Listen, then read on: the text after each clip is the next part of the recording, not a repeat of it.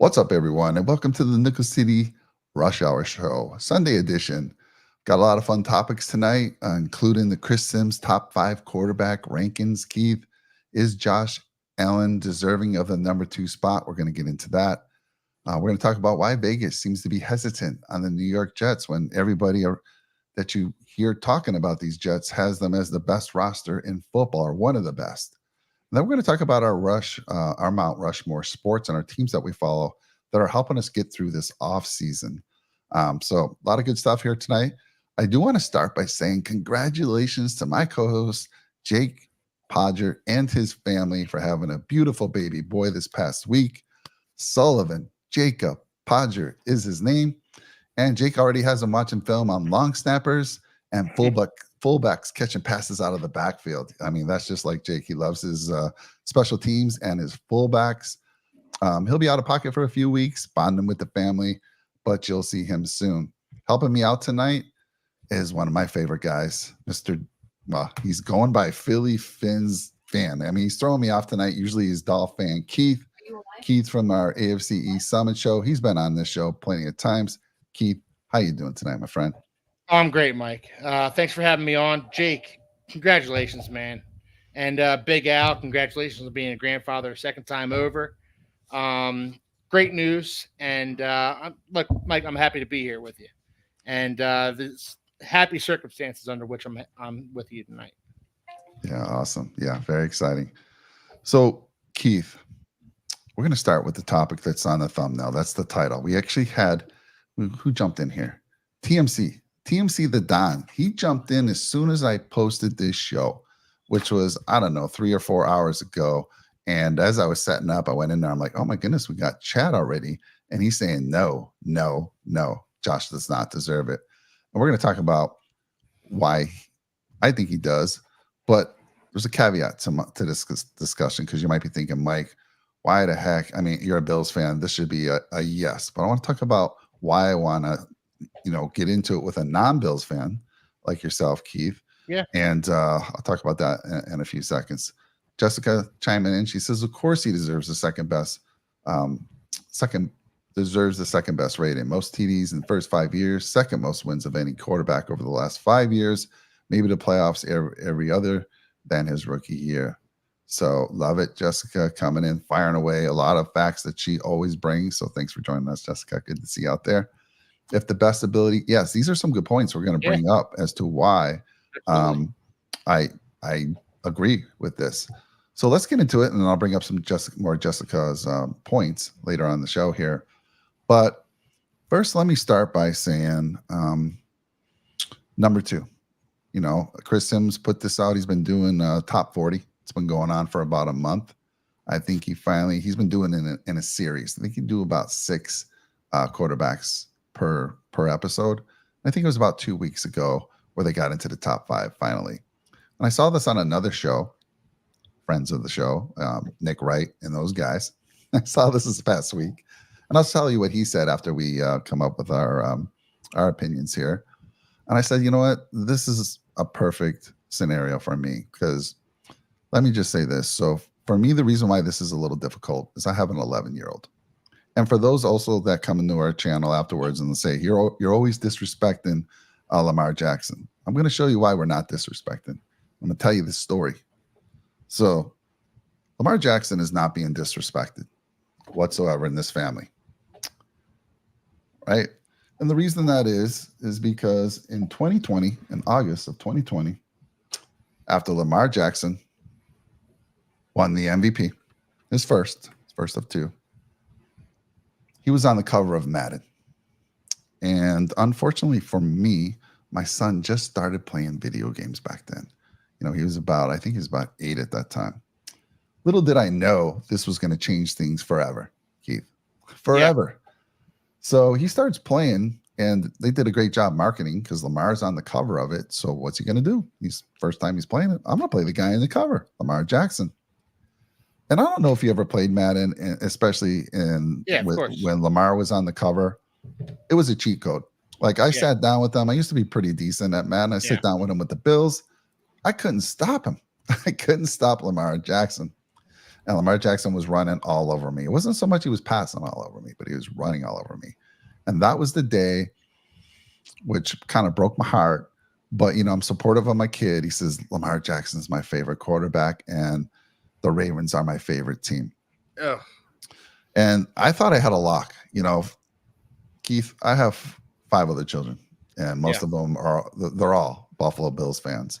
And don't get me wrong, Jonah is, if he's there at a game with me and he's been to a one in Highmark, we got to go see the Bills play the Dolphins. Got a win out of that. He was sporting his Steph Giggs gear, having the Bills hat on, and he was doing everything that a Bills Mafia member would do.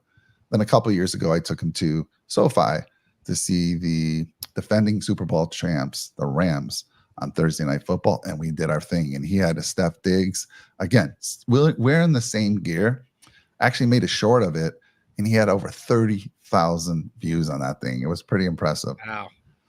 But, I'm like, gosh, it hurts. But he's a big fan of mine. So when there's a Bills game on there, in that 13-second game, I said, I got to leave. I got to walk, take a walk after that. He says, Dad, I'm coming with you. So he's always supported me. So I have to support him with this one. I did take him to go see Lamar Jackson play the Rams. Before the Rams moved to SoFi Stadium, I can't quite remember where they were playing, but we took him to that game. It was a Monday night or Thursday night football game. It was kind of cool. And Lamar Jackson went off, and they just mopped the floor with the Rams that night. And it was kind of cool because we were kind of low, so we had got to walk down pregame, and there was Lamar Jackson maybe 10 feet away doing an interview. So super cool for him. But then here comes 2024. I'm like, this is my chance. I'm sorry, Madden 2024 with Josh Allen on the cover, Keith. This was my chance to win my boy back, get him to say that the Bills are his number one team. And I say, hey, Josh Allen's on the cover this year. So will that make him your favorite player and the Bills your favorite team? He says, Dad, I've already, I'm not going to be a bandwagon jumper. He goes, I've told you the Bills are number 2, and they'll be number 2. But he says, you know what, Dad, I'll make you a deal. He says, if Josh Allen wins MVP, or if the Buffalo Bills win the Super Bowl last year, he will finally say the Bills are his number one team. But he did have a caveat. He said, Lamar will still be my favorite player. I'm like, cool. Okay. We shook hands on that. And I'll be damned if Lamar Jackson doesn't go ahead and win the MVP again, his second time, and the Bills are eliminated. So I have forever lost my son as saying the Bills. Maybe not. I don't want to say forever, because he does tell me, he gives me hope. Yeah. And I think he's just toying with me. He says, Dad, if the Bills win the Super Bowl, if Josh wins it before Lamar, I'll say the Bills are my number one team. So there's still hope. But I mean, I don't know. Lamar Jackson and those Ravens are a damn good team. Yep. In my opinion, they were the best team in the AFC and should have been representing in the Super Bowl. And they're going to be good again this year. So here we are. That's the backstory. And this is why this is not as easy for me, Keith. And that's because every time he saw me getting ready, and we've had this conversation many times, he saw me putting together some of the images, and he's like, how can you have Joe Burrow and Lamar Jackson behind Josh? And we get into it. We talk about it. And he always does this like the kids now, like the mic drop. He goes, how many MVPs does Josh Allen have, Dad? Mm-hmm. None. He goes, how many MVPs does Lamar have? I'm like, 2. Drops the mic and walks away. That's all I got to say, Dad. So, Keith, we're going to get into it. I'm a data guy, and I'm going to present some data here in a little bit to kind of show you why I think he is number 2. But again, most people watching the show are going to say, you're disrespecting Lamar. No, I've already shown you proof. We support Lamar. We support Lamar in a big way. And so I'm going to show you some reasons why. But I want to first start with, let's go over the top 5. Obviously, it was Pat Mahomes, number 1, Josh Allen, number 2, Joe Burrow, number 3, Lamar Jackson, number 4, and Matt Stafford, number 5. So we're not going to talk about number 1, Pat Mahomes. Clearly number 1. There's no debate there at all. Number 5, I'm going to let Matt Stafford. I mean, Herbert was number 6. He had a great year. Matt Stafford's had a fantastic career, and he had a nice bounce back year last year. And my goodness, I don't blame him for putting him at number 5. Where I'm going to have the discussion is 2, 3, and 4.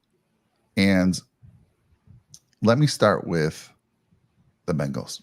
And why Joe Burrow shouldn't be number 2, and in my opinion, shouldn't even be number 3, should be behind Lamar. So let me start with you first. In your thoughts, I'd like to rule Burrow out quickly, only because best ability is availability. Yeah. And he just has not been available. And not his fault, but some guys, for some reason, are more prone to injuries. Anyhow, I want to throw that to you. I would like to take Burrow out of the picture, kind of get him out of this conversation quickly, if you agree with that. I actually don't, Mike. Okay. Now, best ability is availability. I get all that, but honestly, the same argument could be made for Lamar as well. It's not like Lamar has been a beacon of health throughout his career as well. So that's one, that's one check against him. That's one thing in the con side for Lamar Jackson. So all right, first and foremost, he's your son, Mike. I know he knows his stuff.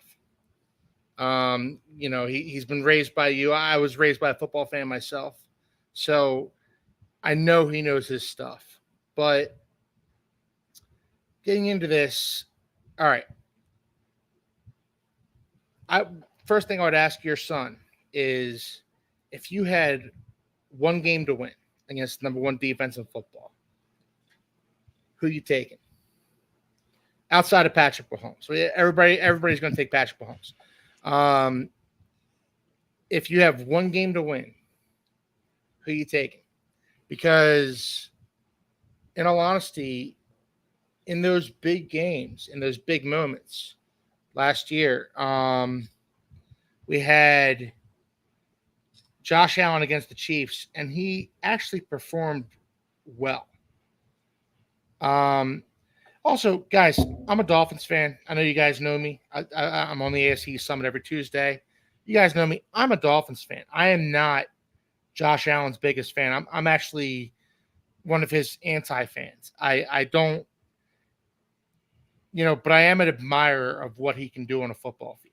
So if you have one game to win and it's not Patrick Mahomes, who are you taking in the NFL right now? Are you taking Lamar Jackson over Josh Allen? Because I'm not. Lamar Jackson has been in big games and he hasn't performed very well. Whereas Josh Allen, he was 13 seconds away from an AFC Championship game berth when the Bills decided to play prevent against the Chiefs and lost that game. And Lamar Jackson was in that game against the Chiefs last year. He didn't perform very well. I don't. So again, Juju, you're killing me, bro. Well, let me just say this. I'm sorry about that, guys. It's all right. It's all right. No cats allowed on the podcast. I mean, we're gonna have to figure something out there, my friend. Yeah. But let me bring up some numbers first of all. So we'll come back to Burrow because you kind of disagreed. I wanted to dismiss Burrow from the conversation. I would put Burrow above Lamar Jackson. All right. Well, that's not. I wouldn't necessarily do that. But let's bring up some points. I want to have the debate between Lamar and Josh Allen. I want to show you some numbers here because I'm a data guy. I'm like, how can I have this conversation with my son and win this conversation other than it's simply Lamar has 2 MVPs, which don't get me wrong. That is special. That's elite. Mm-hmm. That's fantastic. And he's done it twice. He was drafted in the same year as Josh Allen. He's won the MVP twice already. That's incredible. So well, in all honesty, Mike, yeah. And if we're being fair about this, your son has a checkmate argument when it comes to that, when it comes to the amount of MVPs. So, I understand your stats that you're putting up right here. Your son has a checkmate argument when he says Lamar has 2 MVPs, Josh has none. Lamar has 1 AFC Championship appearance. Josh Allen has none. He can kind of say checkmate and drop the mic there. So, go ahead and get into this, though. Yeah, so you're right. That's what he tries to use. But while I was going through the data today and while I've given this to him before, but I didn't have the actual numbers. So I want you to look at since 2018, since both of them. This is kind of a great comparison because they both drafted in the same year. Josh Allen was drafted higher, and Lamar was one almost fell out of the first round. Yeah. But he got drafted. And since 2018 in the regular season, the first three lines represent the regular season. Lamar Jackson. I'm not going to throw out all the numbers here because I don't want to bore you, but you can see if we are going by the regular season, two MVPs, his completion percentage, Lamar Jackson's is 65.6 compared to Josh Allen's of 63.2. He had a better passer rating of 98 versus Josh's 92. If you look at his interceptions, Josh has thrown 78 and Lamar's 45. Josh Allen has a higher, interception percentage, which basically means Josh Allen is intercepted every 2.5% of the passes that he's thrown, and Lamar is 2.1. Rushing, you can see that Lamar, as far as yardage, has the yardage, but look at Josh Allen with those numbers: 53 touchdowns on the ground. Are you freaking kidding me? I mean, you got Lamar Jackson with a 6.0 average at per attempt, and Josh at 5.5. Josh coming out of college wasn't really known as like this was going to be a guy who could run the ball like he has. He's just aggressive, big, and of course he gets a lot of the short yardage touchdowns from the 5-yard line and out. Lamar, for some reason, doesn't seem to get as many of those. So if you're looking at this, Keith, from a regular season perspective, I'd agree with my son. It's all right. I got to put Lamar above Josh Allen. But let's take it to the next level, probably the most important level. Not only do you got to get your team to the playoffs, which Josh Allen has every year, except for his rookie year, he's taking him to the playoffs. Lamar has not done so. And like you said, some of that is because of injuries that he's had. Now, he hasn't had injuries to the extent of Burrow, but he has. But let's look at these playoff numbers. And this is where, after I put this all together, I called my son in, and he's like, okay, Dad. He goes, okay, but let's talk about these.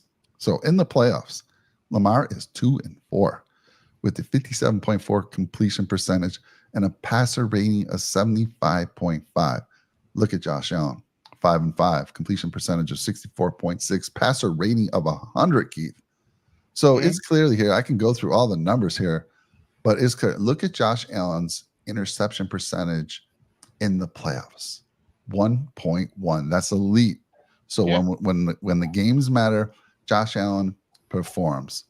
Lamar Jackson, he has not. I mean, look, he threw an interception in the game against the Chiefs. I can go back to the year he played the Bills, and Taron Johnson had 102 or something like that interception return, which changed that game, sealed it for the Bills. He's lost in the biggest moments.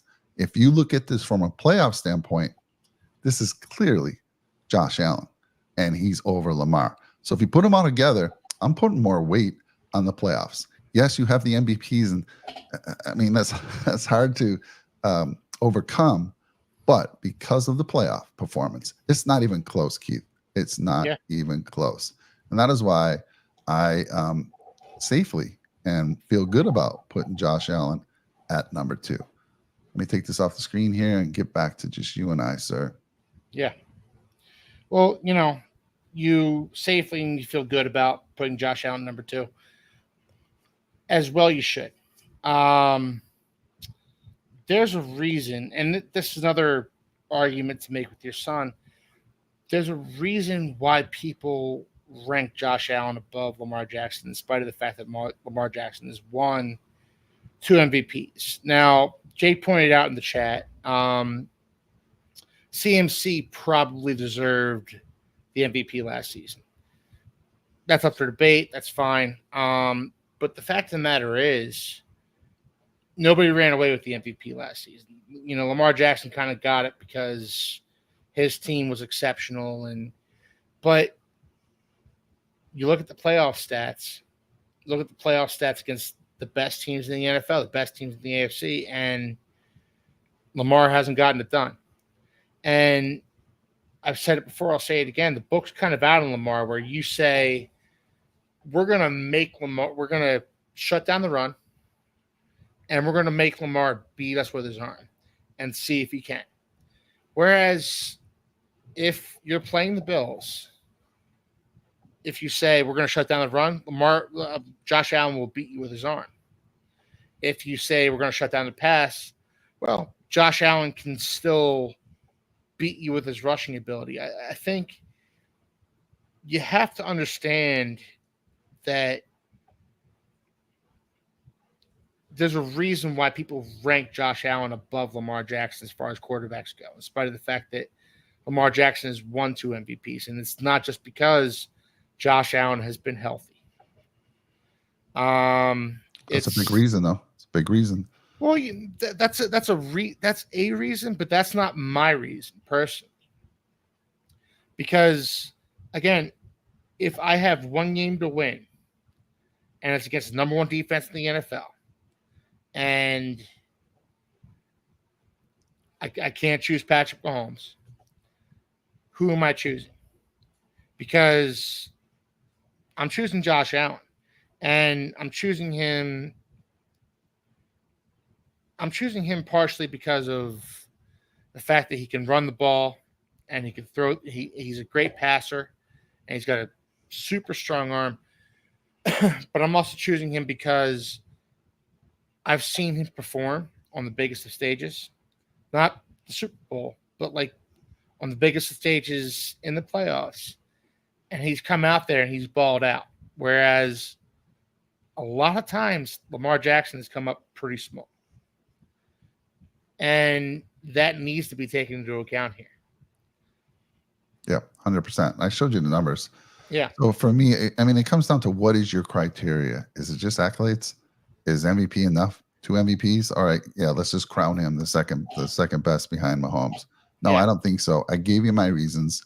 I would love for those. I mean, the folks in the channel, they're already saying it loud and proud. It's Josh Allen, but a lot of those folks are Buffalo Bills fans. So when we get the people on the rewatch, they're going to be saying the same thing. You guys always say that you're homers. You disregard Lamar Jackson, and you disregard. We'll talk about Burrow here in a second. But I give you my reasons. And Keith has given his reasons. But again, we don't disregard this man right here. He's a fantastic football player. When they're on and the Bills aren't on, I'm watching them with my son. He reminds me a lot of me when I was young. When his team loses, he cries, breaks my heart. And but then he watches the Bills with me, and when he sees it break my heart, he's right there to support me. So those coming in saying we just always, downplay Lamar. No, he's fantastic. And we given our reasons. So I'd love for you, if you come in here with your chat, with your comments, and you start telling me, the same thing, you tell me why. Why is Lamar Jackson a better quarterback? Why should he be over Burrow? Why should he be over Allen? Love to hear it. So I think we can put that to rest, Keith, and say, my opinion is Josh. You still good with Josh, or are you going to say Burrow should be number 2? No, I'm saying Burrow should be number 3 over Lamar. You say Burrow should stick at number 3. Yeah, I think Josh is number 2. And on the AFC Summit, we did our quarterback, tier grade kind of thing, and I had Mahomes in his own tier, and I had Josh Allen in his own tier. Josh Allen to me is a unicorn. Josh Allen, nobody in the NFL can, even Patrick Mahomes, nobody in the NFL can do the things on the football field that Josh Allen can do. And then I had a tier 3, and that was elite starting quarterbacks. And I had Matthew Stafford in there, who's number 5 on that list. I had Joe Burrow on there. I had Lamar Jackson on there. I would take Joe Burrow over Lamar Jackson, in spite of the fact that Joe Burrow has been hurt for the vast majority of his career. Part of that is I don't blame those injuries on Joe Burrow completely. I blame it on the fact that he's just been clobbered behind that offensive line that the Bengals just can't seem to get right. But again, my argument is, if I had one game to win against number 1 defense in the NFL, who am I taking? Am I taking now I'm bringing this to Joe Burrow versus Lamar Jackson. Who am I taking? Am I taking Joe Burrow or Lamar Jackson? And I'm taking Joe Burrow because I've seen Joe Burrow perform like a great quarterback on the biggest of stages, and I've yet to see that with Lamar Jackson. Okay. And so, I'm taking, so my quarterback rankings top 5 is Mahomes, Allen, Burrow, Jackson, Stafford. And by my rationale, there's an argument that could be made for Stafford being over Lamar Jackson. But I think Whoa. there's an argument that can be made. But I think 4 is as far down as I'm willing to put a talent like Lamar Jackson. If he would have performed against the Chiefs last year, if he would have had a good game against them, if he would have been stymied by that defense, maybe I'm putting him above Josh Allen and Joe Burrow. But right now, I just there's a reason why most people put Josh Allen over Lamar Jackson. In spite of the accolades in the regular season and everything, there's a reason for this, and it's not because Josh Allen can throw the ball through a brick wall. It's not all because of that, and it's not all because of the fact that Josh Allen's been available, whereas Lamar Jackson hasn't. All right. Well, listen, I disagree with you on Lamar and Burrow. I think Lamar is above Burrow. Okay. In this case, it's But because of now let me ask you this, Mike, and this is, if you had one game to win against the number one defense in the NFL, name your defense. Is it the Jets? Is it the Chiefs? If you had one game to win, who you taking? Joe Burrow or Lamar Jackson? Take Lamar Jackson. Okay, fair enough. Because look, Burrow, I've seen Burrow. Burrow can scramble. He can get out of trouble when he needs to. He's quicker than a lot of people give him credit for. But Lamar is next level, and it really depends too. A lot of people, part of the argument is like Lamar's never even really had a top-notch receiver. He's never had a Steph Diggs. Whereas look at the wide receivers that Joe Burrow, Jamar Chase. Are you freaking kidding me? Come on, man. So he's got an elite wide receiver group, and I'm giving Lamar the edge over Burrow because they both have had injury issues, but Joe's had more. And folks from Ohio and the Bengals, I love Joe Cool. He's one of the coolest dudes. Just a guy you love. He's so dedicated to his craft, and when he talks about it, it's all about football for him. He doesn't want to hang out with his friends late at night. No, he wants to be getting in bed early, going to sleep early, getting back on the field. So folks from Ohio, if he would have played a full season last year, I'm sure he'd be in that conversation to jump over Lamar for me, but it's just not. So that's it for me on that one. But let's see, Jessica chiming in with the argument against Burrows. He has played with much better. Exactly is what I'm saying there. But I'm a Dolphins fan. I'm a Tua fan. I don't think you can knock a guy for the weapons with which he plays. Just like you can't knock Josh Allen for playing with Stephon Diggs all those years. You can't, the offense, the Ravens offense was built around what Lamar Jackson does best, which is run the ball. So they ran a lot of read options. They ran, Mark Andrews is as good a tight end you're going to find in the NFL right now. He's injured all the time. He is. But, Lamar Jackson had wide receivers. He had Zay Flowers last year. Did some nice things with him. But is Zay Flowers number one wide receiver? The Ravens have attempted to get Lamar Jackson number one wide receivers in Hollywood Brown and Zay Flowers, and they brought in Odell Beckham Jr. last year. The Ravens, you can't knock other guys for using the number one weapons, whereas, Lamar Jackson, that's not his game. He runs more. He runs a lot of more read option. It's just not that simple that Joe Burrow had better weapons, so he performed better. No, I don't love that argument. I don't like that argument at all. Well, it's a fact. You can't deny that it's a fact. And he had better weapons. He had better weapons, but Lamar Jackson was also, I think the offense ran through what Lamar Jackson could do more so with his legs than what he could do with his arm. That's part of why I would rather have Joe Burrow, because I want my quarterback throwing the ball, not running all over the field. And I want my quarterback in the pocket throwing to his weapons. Uh, So then you don't Jessica. want Josh Allen. Then you don't want Josh Allen because this is what No, he I does. do want a Josh Allen. I want a Josh Allen who can do it all.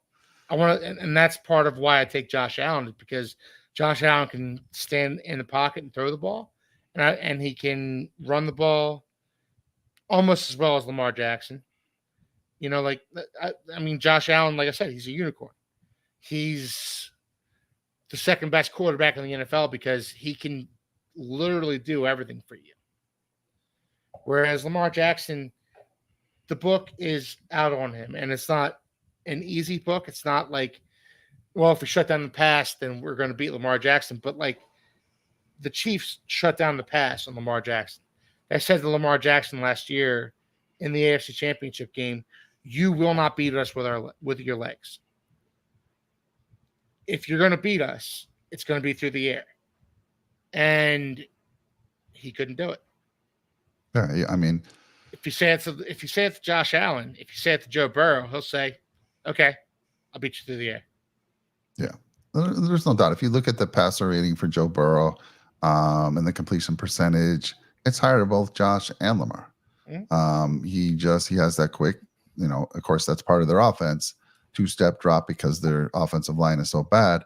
2-step drop, get rid of the ball, and he's got 3 huge receivers. So, Keith, I am disagreeing with you, but it's close. And again, is Josh Allen number 2? For me, it's Lamar number 3, and it's Burrow number 4. And the only reason is I just think I'm going to stick with it.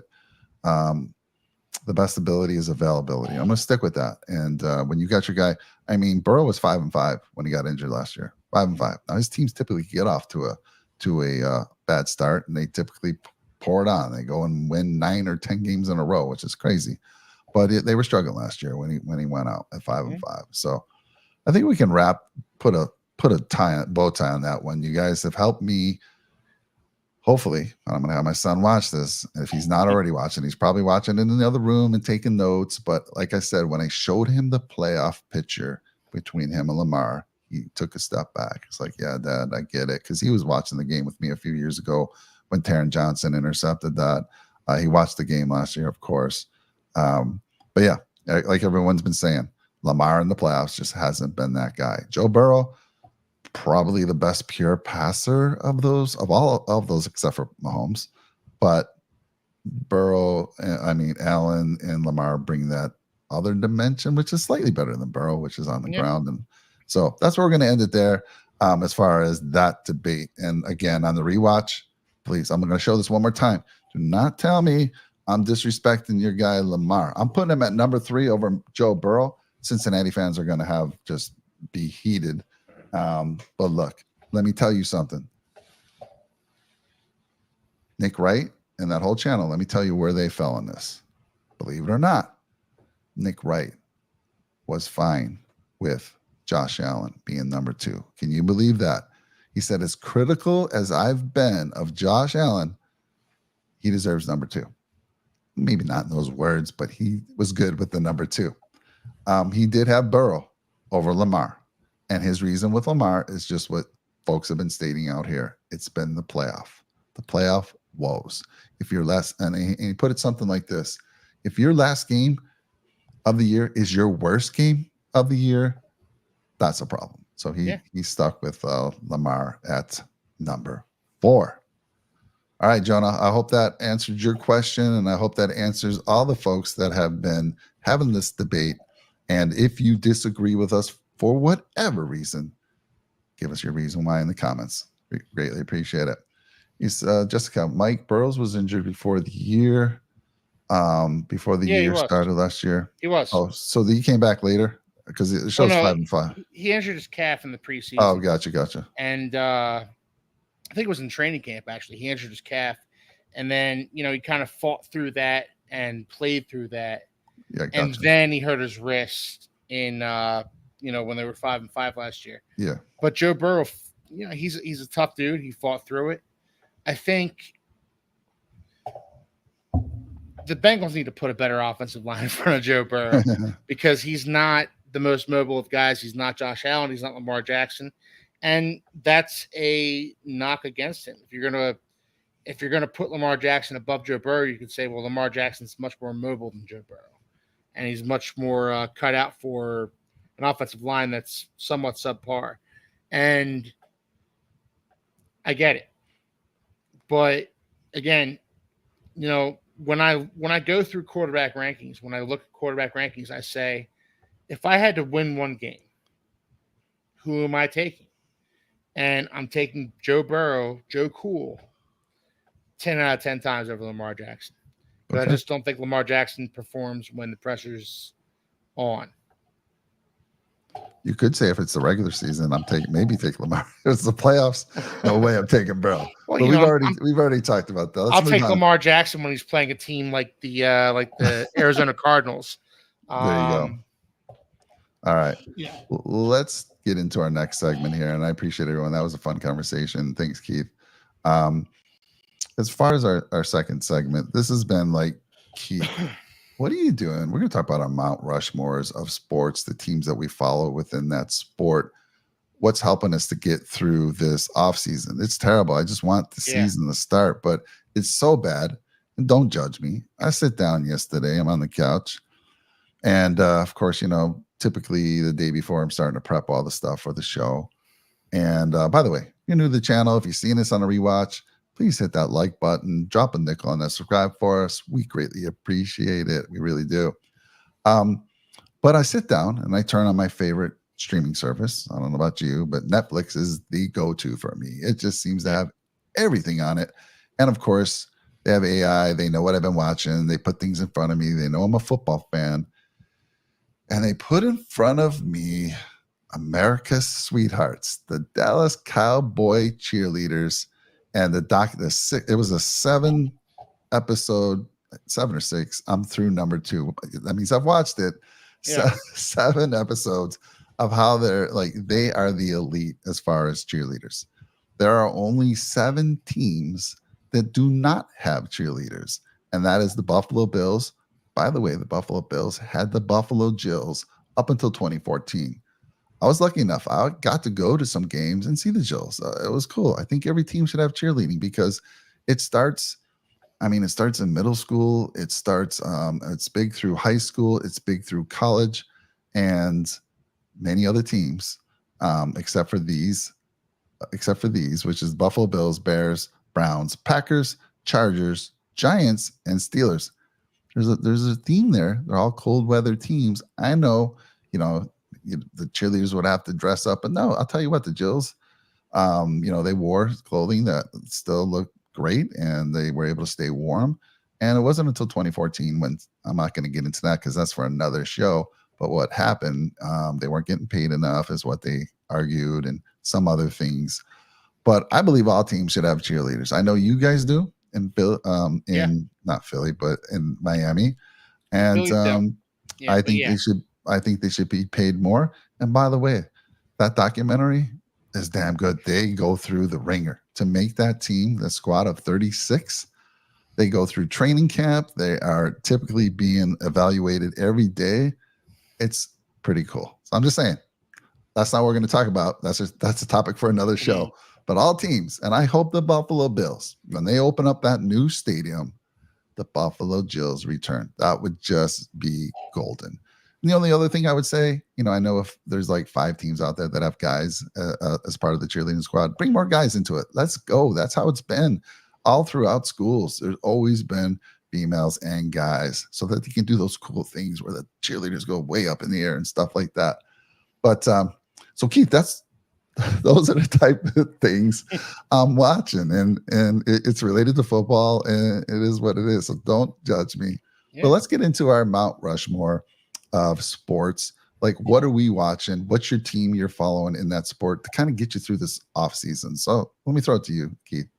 Well, obviously, like you go through my Mount Rushmore, and there's a tier. There's a tier list. So my favorite team of all time, team that I will cry my eyes out if they ever win a Super Bowl, suppose they have to win a playoff game first.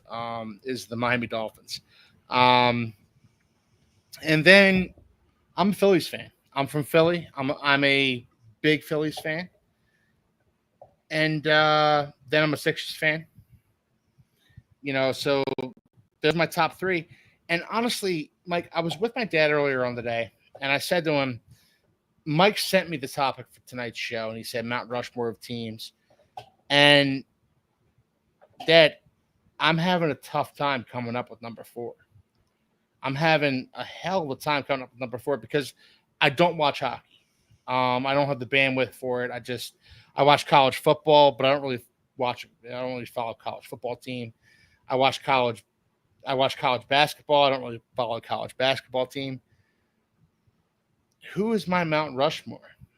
Who's number 4 in my Mount Rushmore of teams that I follow, of teams that I will be thrilled if they win whatever. Honestly, like I was a big fan of Roger Federer when he was a tennis player. So like that's my number 4. But Mike, you must have it bad. You're watching shows on cheerleaders right now. You must have it real bad right now. I do. When I go through mine, you'll see why. I do have one sport. Again, it was more not only the Mount Rushmores of your teams, but the sports. Rank them. Yeah. Football, hockey, blah, blah, blah. And those teams within that sport. So for me, my ranking is football, both college and pro. But I don't really I don't follow a college football team. Like, okay. I like Penn State, but like, I find it hard. Honestly, Mike, I find it harder to say that I am a Penn State fan after all the Jerry Sandusky stuff went down.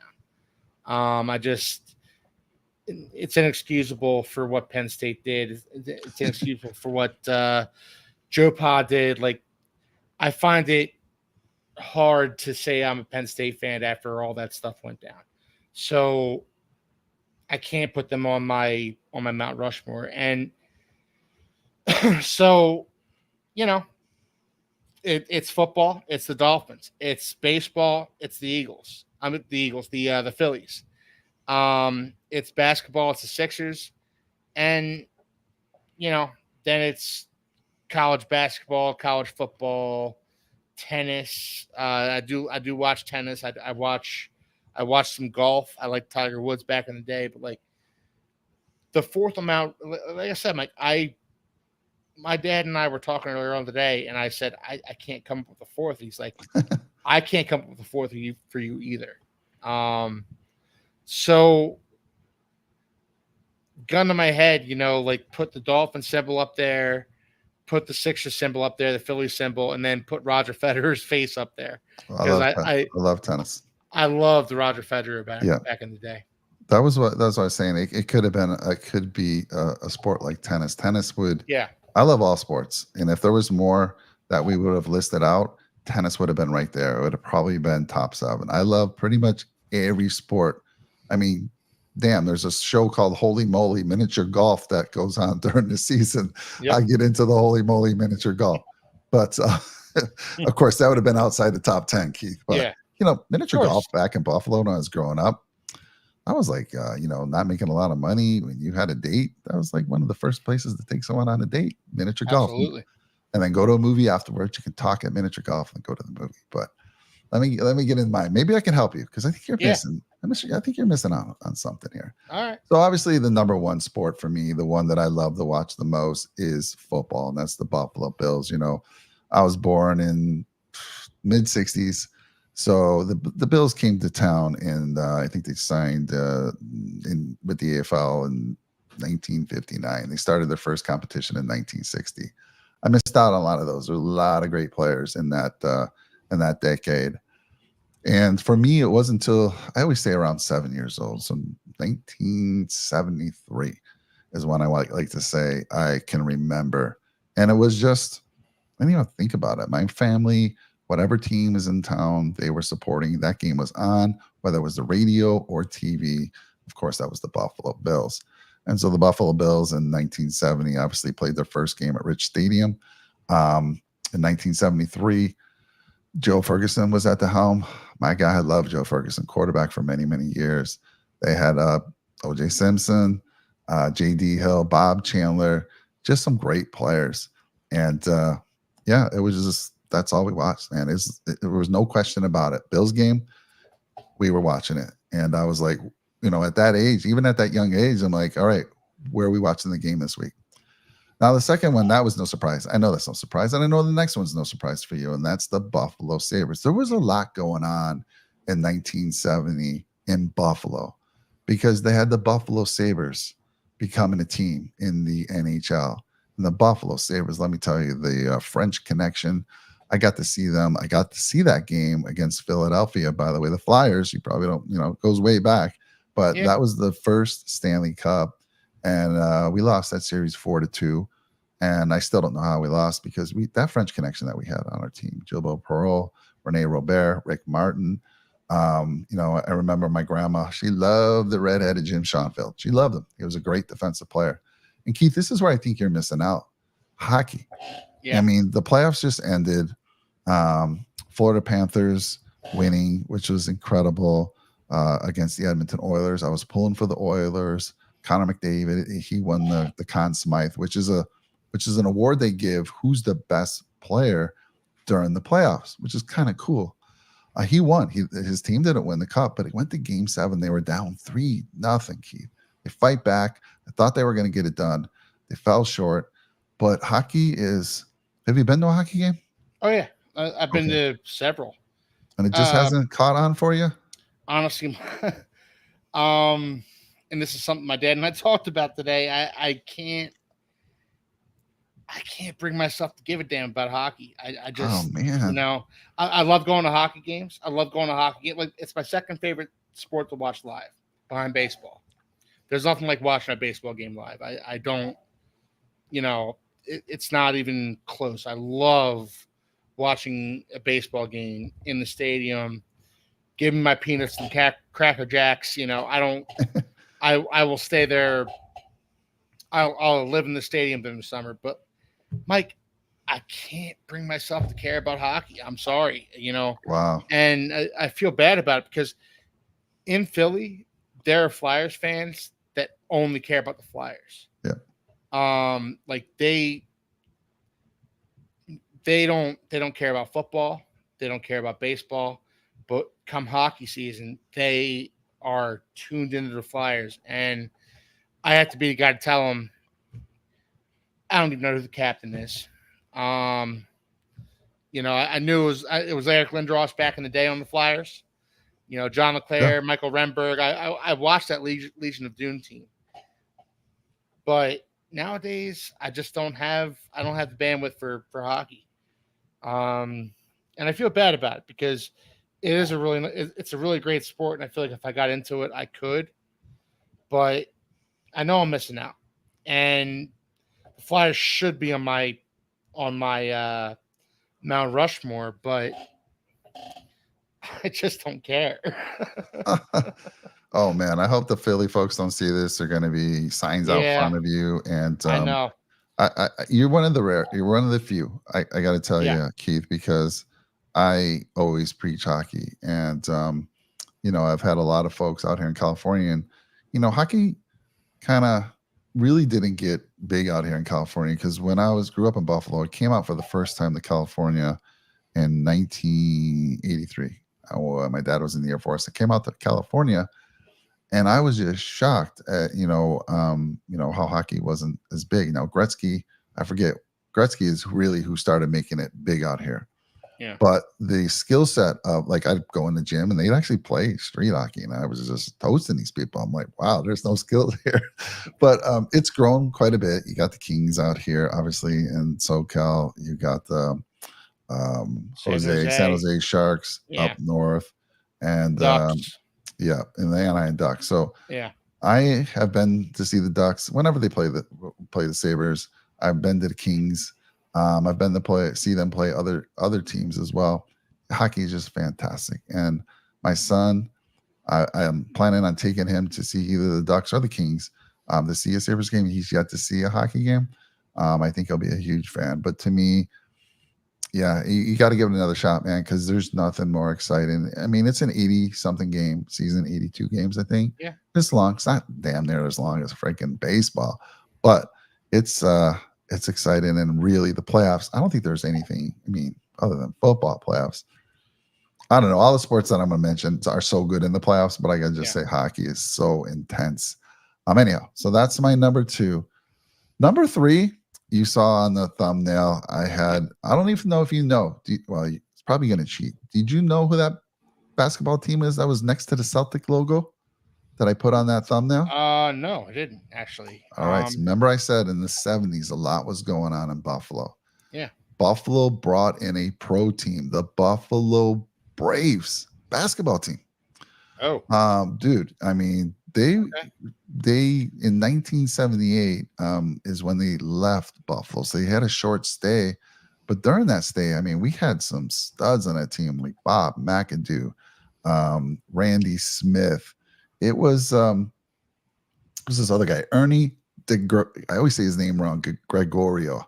He was so we had Bob McAdoo. He was a rookie of the year when we drafted him, and then Ernie was rookie of the year the following year. Sabres ended up going to the playoffs like 3 times. They were starting to get somewhere, but a weird thing happened in '78 and during the 1977-78 season.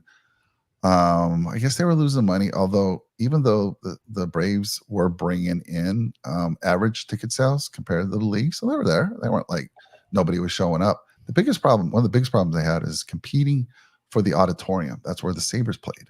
And they had the NBA wants you to play on the weekends. The Sabres were having a hard time locking down the odd during weekends. So that was a big problem.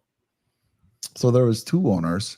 Um, at the end of the 78 season, they decide I have their names.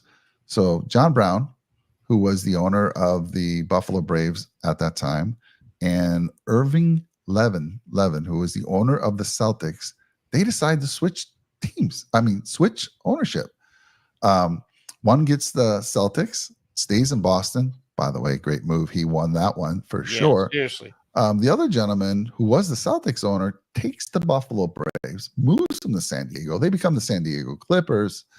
And what's funny is it's all around '79 they went to San Diego. I met a guy, Kermit Washington's his name. I've actually done a few shows with him.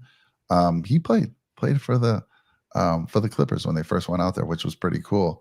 But honestly, they've become the LA Clippers and all that. But when they left, Keith, when they left, it broke my heart. I was watching Bills, Sabres, Braves. It was those three, the three Bs, right? Yeah. Bisons, they're the minor team, the baseball team, and the Bandits didn't come to much later. And I wonder how many people remember the Buffalo Stallions, which was an indoor soccer team, indoor professional soccer team, way before the Bandits. That was a lot of fun too. All happening at the odd. But because of that, in '70, like I said, they left. They broke my heart. This young kid who was like felt abandoned. So where do I turn? I had an opportunity to pivot, and I could have usually, if this happens, I'm like, all right, I'll stay within the state. I'll look. I'm like, all right, I got the Knicks. Yeah. Knicks weren't that exciting. I heard about this young, cool dude, Larry Bird, coming to the Celtics in or he was going to be drafted in '79. And sure enough, they drafted him in '79. But I went over and chose the Celtics just because of the great history. This is my one opportunity to go outside and pick any team I wanted, Yeah. and it was the Boston Celtics. And obviously, I was very happy that they won the championship this year. They've won many championships. It doesn't quite feel the same. Like it's a team Yeah. outside of my city, outside of my state. It doesn't feel the same. Like when the Bills win playoff games, it just hits more. But that's my team as far as basketball goes now. But that's the history on the Braves. Broke a kid's heart. How could they do Yeah. it, Keith? The hell? I didn't know that history, Mike. I know you're a Celtics fan. Now you know why. I know Weston out there on the Discord. Maybe he's out there watching the night. He's a Celtics fan as well. They're the sworn enemies of the Sixers. They are.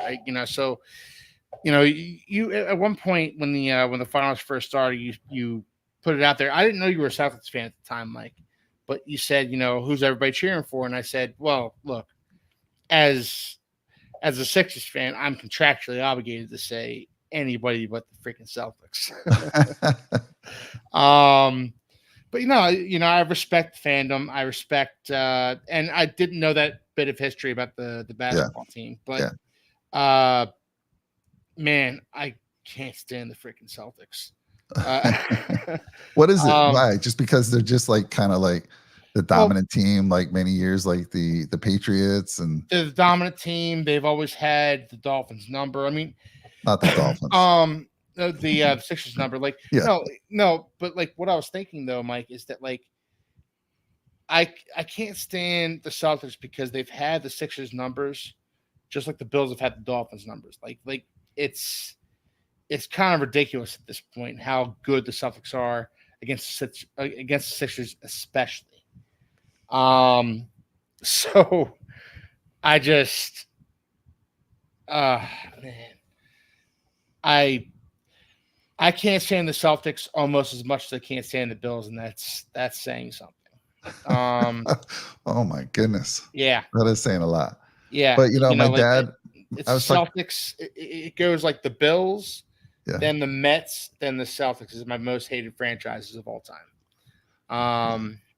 I got you. The freaking Mets. Oh god. The Mets. I talked to my dad. Yeah. My dad's also a Celtic fan, and after talking to him, like yesterday, I was telling him we're going to be doing this show, and he's like, "Yeah, it's probably why I pivoted." He's a huge Celtic fan. I bought him an autograph Larry Bird jersey a couple of years ago. He's got a nice collection of all his Boston Celtic guys. But so the last one on my Mount Rushmore is baseball. I'm going to show you a guy. It's a guy, I had his nickname. His name is Bucky Dent. Played for the New York Yankees. Now, let me tell you a little history that you probably don't know. And again, so growing up in Buffalo, there's no pro baseball team.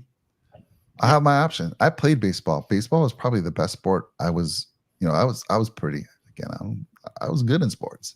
And baseball I was really good until I had surgery. I had, scoliosis. I had surgery on my back in high school, kind of ruined it for me.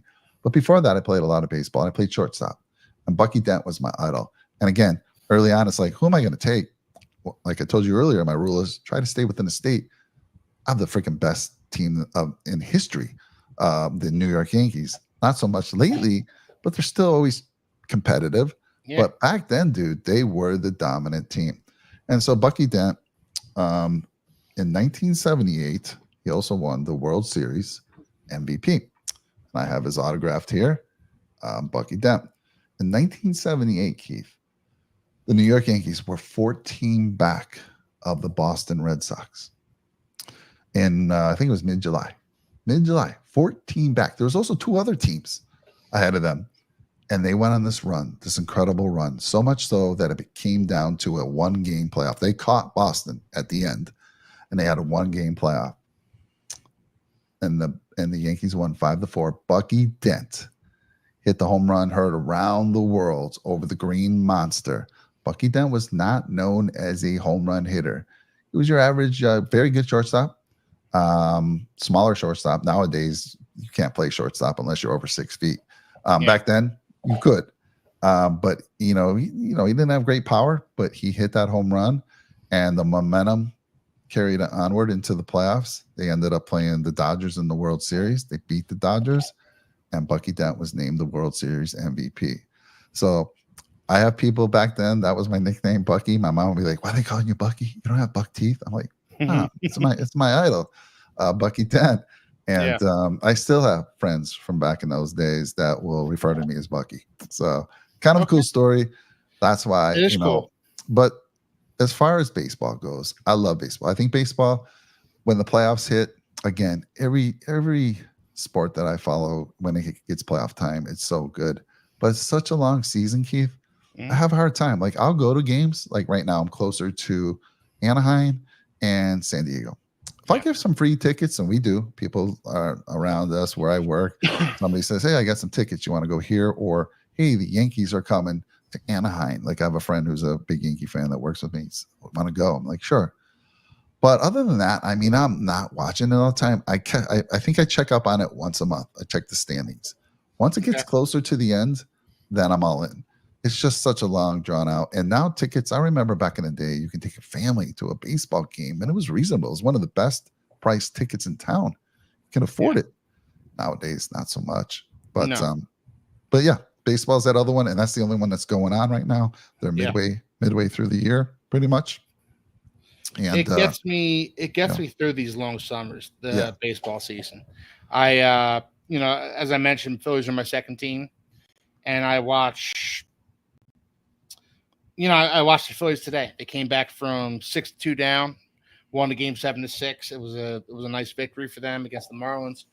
I'm a huge Phillies fan, and when they won in '08, that was one of the best moments I've ever experienced in my life. But you know what?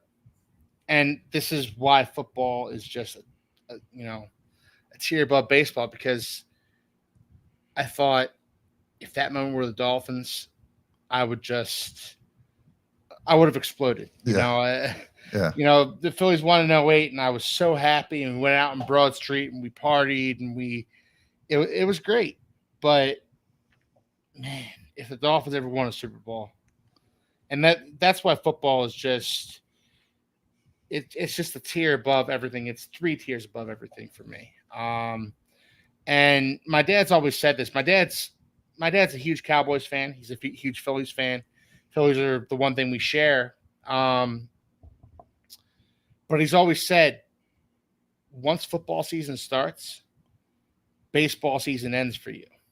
And for my dad, for my dad, baseball season goes through October. Like, he doesn't stop watching baseball. Whereas with me, like, once football season starts, I focus on football. I just can't help it. I can't help it. yeah. But like the Yankees, man, I mean, if there's any team you could choose, it's the Yankees. The Yankees they're the Dallas Cowboys of baseball. They're the New York Knicks, the Los Angeles Lakers, the Yep. Boston Celtics of baseball. Yeah, exactly. That was an easy one, Keith. I mean, I just rolled out of bed. I'm like, my God, the Yankee, and it wasn't me just picking. Like, it just was like everyone around me were Yankee fans already. Now there were some friends of mine that said, I like the Bo Sox, and I got to have a lot of fun with them over the years. You still hate me for that Bucky Dent home run in '78. By the way, Jessica, yes, Ron Guidry pitched in that game. Ron Guidry had some ridiculous 25-3. It was just incredible. Left-hander who threw the slider.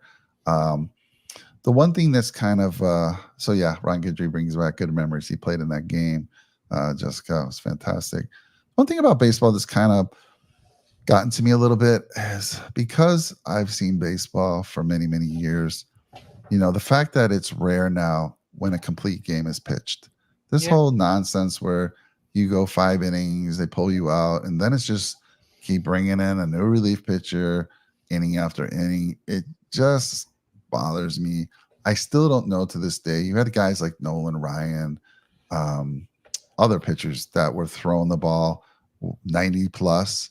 Yeah. And they never threw out their arm. Complete games played for years and years and years. Now, Nolan Ryan, don't get me wrong, pretty much threw a fastball. And he threw a curveball once in a while, so he wasn't really doing a lot of crazy stuff with his arm, which is what's affecting people these days. This whole pitch count wasn't a thing. You had the Randy Johnsons. I mean, you go back in time and I think Clayton Kershaw was the last guy kind of in Major League Baseball that was that guy who was still putting in complete games. Justin Verlander, another one of those guys. But it's rare now, and that's kind of bothered me that that's happened. And I don't, I get it. It's the arm. They're trying to protect the arm. I don't know what happened where people could do it back in the days, but something happened. And that's kind of just tainted it a little bit. I get it. And it's what I look at it as, look, I could either be salty about it.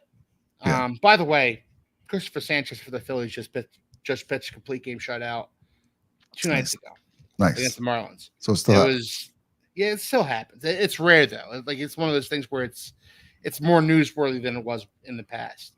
But I chalk it up to these pitchers. They can only go 7 or 8 innings. They can't pitch more than 100 pitches. I chalk that up to just an evolution of the game, like with football, where you can't hit a guy in the head, where you can't take a guy's head off, where you can't hit a guy going across the middle. Blindside hit. Back in my day, um, back when I was a kid, you hit a guy with a blindside hit. You hit him across the chest. You didn't make helmet to helmet contact. You laid the guy out. It was a clean hit. Now it's a 15-yard penalty. They just put the rule in place where you can't grab a guy behind the waist and put your weight down on him, and The hip tackle or something. What do they call that? The hip drop. Hip drop. Tackle, yep. Yeah. Yeah. I have to chalk it up as an evolution of the game. Otherwise, I would stop watching football. I have to chalk up the fact that pitchers can't go any more than 100 pitches. I have to chalk that up to an evolution of the game. Otherwise, I'd stop watching baseball. It's just a sign of the times. I don't love it because it's not the game I grew up with, but I have to accept it. Yeah, no, I hear you, and I have accepted it. That's why it's number 4, but it has tainted it a little bit for me. Like I said, I'll just check once a month standings, maybe go to a game or two in the year, depending if a friend asks me or I get some free tickets. But it's the playoffs where I really start dialing in, and fantastic baseball's played during that time. Let's see here. I like Jessica's saying that Jets fans tend to be Mets fans, Giant fans tend to be Yankee fans. Yes, and I Buffalonians tend to be Yankee fans. But I found it to be the case, Jessica. Absolutely. Look at this. This is awesome. Perfect game ball, but David Cone. Damn, nice. Yes, very nice. Great picture. And again, rare these days. Yeah. Keith, they all throw 90 plus now. Yeah. And I feel like they're not doing too much crazy stuff. I know the screwball, the curve ball, those type of things could really hurt the elbow. But the fastballs, man, like Noah Ryan, I feel like they should be able to go a little bit longer. But but like these fastballs, they aren't just like straight fastballs anymore, though, Mike. Like I know they're cutting them and stuff like that. There's cutters, there's sinkers, there's 4-seam rising fastballs, 2-seam fastballs that essentially serve as sinkers. There's cutters that are essentially fast sliders. Like it's not just a straight fastball anymore. Yeah. Chief, nobody throws that. Chad, the Chief. Chad, thank you so much for Thank you, Chad. the super chat. Greatly appreciate that. Great show and discussion. Yeah, it's kind of hard to find topics these days in the off season, but we try to put something together, and really appreciate you, Chad. Showing the support there, and all you folks out there. Again, I'll remind you, please hit that like button. Yeah, smash it. Smash it. Yeah. So good stuff. I mean, and so now you know the history of my sports. And again, but like we said earlier, Jessica, I know you're a tennis. That's your name, tennis. I love tennis. Back in the days with McEnroe, Boris Becker, the new guys that are kind of retiring, the Federer that just retired, and Nadal. Nadal, that was sad. That just recently happened. Yeah. But there'll be a new wave, and I love both women's and men's in tennis. I just love that sport. So that would be definitely probably in my top 8, honestly, top 7. They would have been there because tennis, nothing better than tennis matches, especially when the top girls play against one another. Fantastic stuff. I actually like when they do the celebrity stuff where they have like the doubles matches with the women and the men, and they're funny. McEnroe still gets out there. It's a lot of fun. But so that kind of who's your what sports are you guys following? Who's your team that you're following within that sport to kind of get you through the off season when it comes to football? Love to hear it, and on the rewatch. So we have one more segment, sir. I thought this would be a good one because our friend Anthony is not on the show tonight, and we can basically, give them some jabs. But I wanted to bring up the fact that although we've been hearing everybody, all analysis, all analysts talking about the Jets roster, and Jake and I did a gridiron battle with Anthony, Yeah. and the Jets won that battle. So on paper, they look like the better team, but and every analyst is saying this. The key thing that we won in that battle, which I think is the reason why Vegas is not giving them the respect, is because of the coaching. We won that battle. I forget. I think it was a damn near knockdown in that one, and of course Josh Allen over Aaron Rodgers. And I think I'll throw it to you first because I got my opinions, but let me just tell you right now. So right now, Vegas, if you go to Vegas, they have the Chiefs as the favorite. Chiefs in San Francisco, they're basically they're right there. 1-2, 1A, 1B.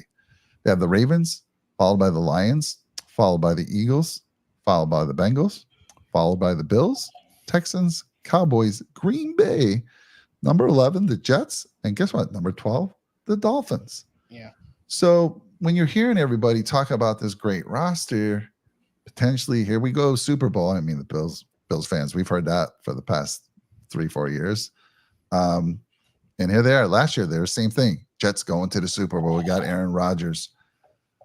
And Vegas is when you want to talk about the best analyst, Vegas, there's nobody better. I don't care what show you watch out there. There is nobody better than the Las Vegas folks. They got to set those odds perfectly. They're going to lose a ton of money.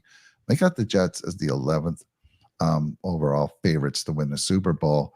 And they have the Bills winning the AFC East as well, if you look at the odds. What you thinking there? Why are they getting the disrespect? Well, all right. I see both sides of the coin here. So on one side, let's talk about the optimistic side of the coin for the Jets. They were a team going into last season and going into this season. I said they were competent quarterback play away from being real players in the AFC. Okay. So enter Aaron Rodgers. His baseline level of play is probably competent, right? So that's the optimistic side. Let's go to the pessimistic side. Aaron Rodgers, this quarterback who's supposed to be this team's savior, is a 40-year-old quarterback coming off of a torn Achilles. Additionally, and this is something that Anthony and I have disagreed with from Jump Street. This is something that him and I just will not agree on. I question Aaron Rodgers. I question his commitment to the game. I question where his head's at. He was flirting with being RFK's running mate RFK Jr.'s running mate in the offseason. Yes. He took an unexcused absence from minicamp to go on vacation. He's going into these darkness retreats where he, I don't know, goes out in the middle of the desert, takes a bunch of peyote, and becomes one with nature or something. Like, I don't know, nor do I understand where Aaron Rodgers' head is at right now. And this is the guy whose hopes and dreams Jets fans are hinging on. I get it. I get the disrespect.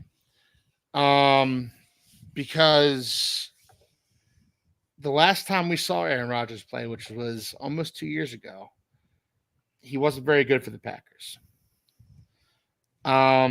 So when I go to project the New York Jets, when I go to project how many wins they're going to get, there's a scenario where I can see them winning 13 games, going 13-4. Aaron Rodgers dominates. Their defense dominates. Everything just falls into place for this team. They go 13-4. They're the number one seed in the AFC. Win the AFC East. They're favorites to go to the Super Bowl. But there's also a scenario where I can see them winning 6, 7 games because Aaron Rodgers isn't fully committed.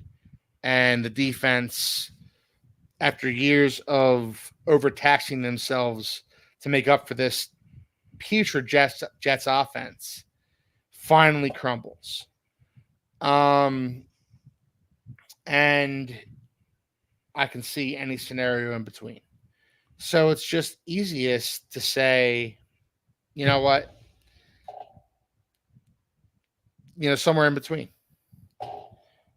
And that's kind of where they fall in number 11. That's somewhere in between. Yeah.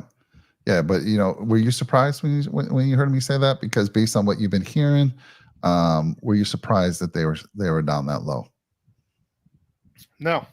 No? Okay. I would have put the Bills above them. The Bills. I would have put the Bills above the Jets. I would have put the Bills above the Dolphins. But again, we're going into a season with the Bills, Dolphins, and Jets where there's a razor thin margin between these three teams. Absolutely. And one injury could make or break any of these teams. Yeah. I'm not going to subscribe to Aaron Rodgers. If he goes down, your team's going to be, bad and competing for the number one spot. That's any of our teams. We lose our top quarterbacks. What I did do, though, is I reached out to some of my friends who really get involved in gambling, and they follow Vegas odds. And I asked them, I said, why are the Jets being disrespected, or why is Vegas hesitant on the Jets? And one of them said, because the Jets are the Jets, and they haven't made the playoffs in well over a decade, and they have a 40-year-old quarterback coming off a major injury who happens to also be distracted, running for office. Mm-hmm. No, I don't think this is still. I don't think he's still running for office. No, right? I don't either. But the fact that he flirted with the idea while also rehabbing his injury in preparation to come back and play for the Jets, I'm concerned about that as a Jets fan. Yeah. They also called him a name I won't repeat, and I'll just say he's a total jerk. If he re-aggravates anything or gets hurt again, they are competing for the number one draft pick. But again, that part, okay, I think it's any one of our teams. Let's see. Another one said, Bills are the Bills, and they have Josh. Texans are going to be legit. Bengals had one injury-ridden season last year. Cowboys, typical stuff. Good roster. But can they win the big games? Let's see here. Yeah, so that's basically what they want. And again, it just comes down to me. When I do some more reading, it is how focused is Aaron Rodgers? Yeah. And then the coaching staff. Because when we did lose that battle to the Jets in the gridiron battle, it was obvious that our coaching staff was better. They got the knockdown, and the guys agreed with it. And one of the statements that DKB said towards the end of the show, he said this. I didn't say much about it because we were just going off air. He said, it's going to come down to the coaching. Well, you just gave us the knockdown. So obviously then that's going to be the Bills all the way. But yeah, those are the two big things for me. They just don't know.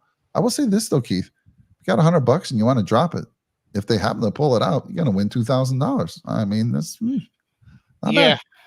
There are, I wouldn't put that bet down. That's hinging, that's putting $100 down on, or $1,000 down, however much you want to put down. That's putting money down on a 40-year-old quarterback who's coming off the torn Achilles, whose focus and motives have come into question.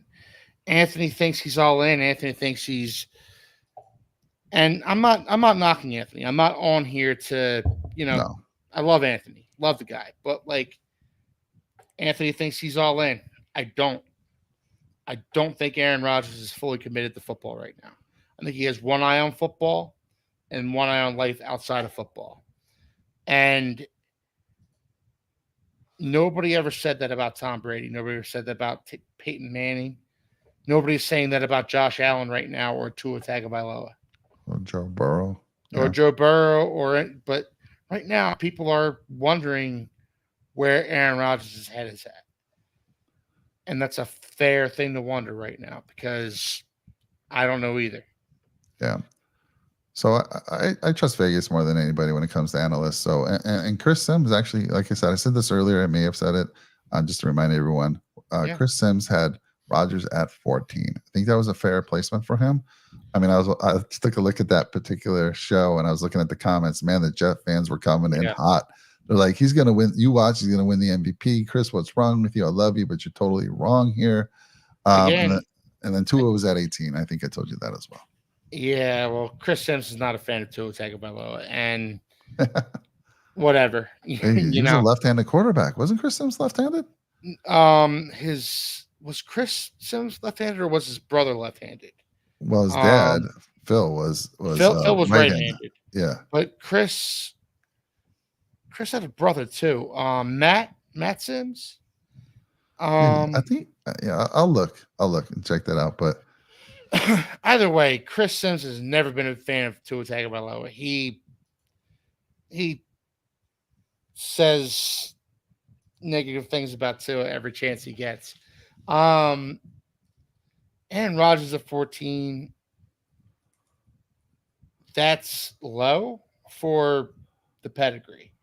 But again, which version of Aaron Rodgers are you getting? Because if you're getting the focused Aaron Rodgers, if you're getting the Aaron Rodgers who's going to pepper Garrett Wilson with targets and draw the team off sides and throw 3 interceptions all season, which he's done throughout his career.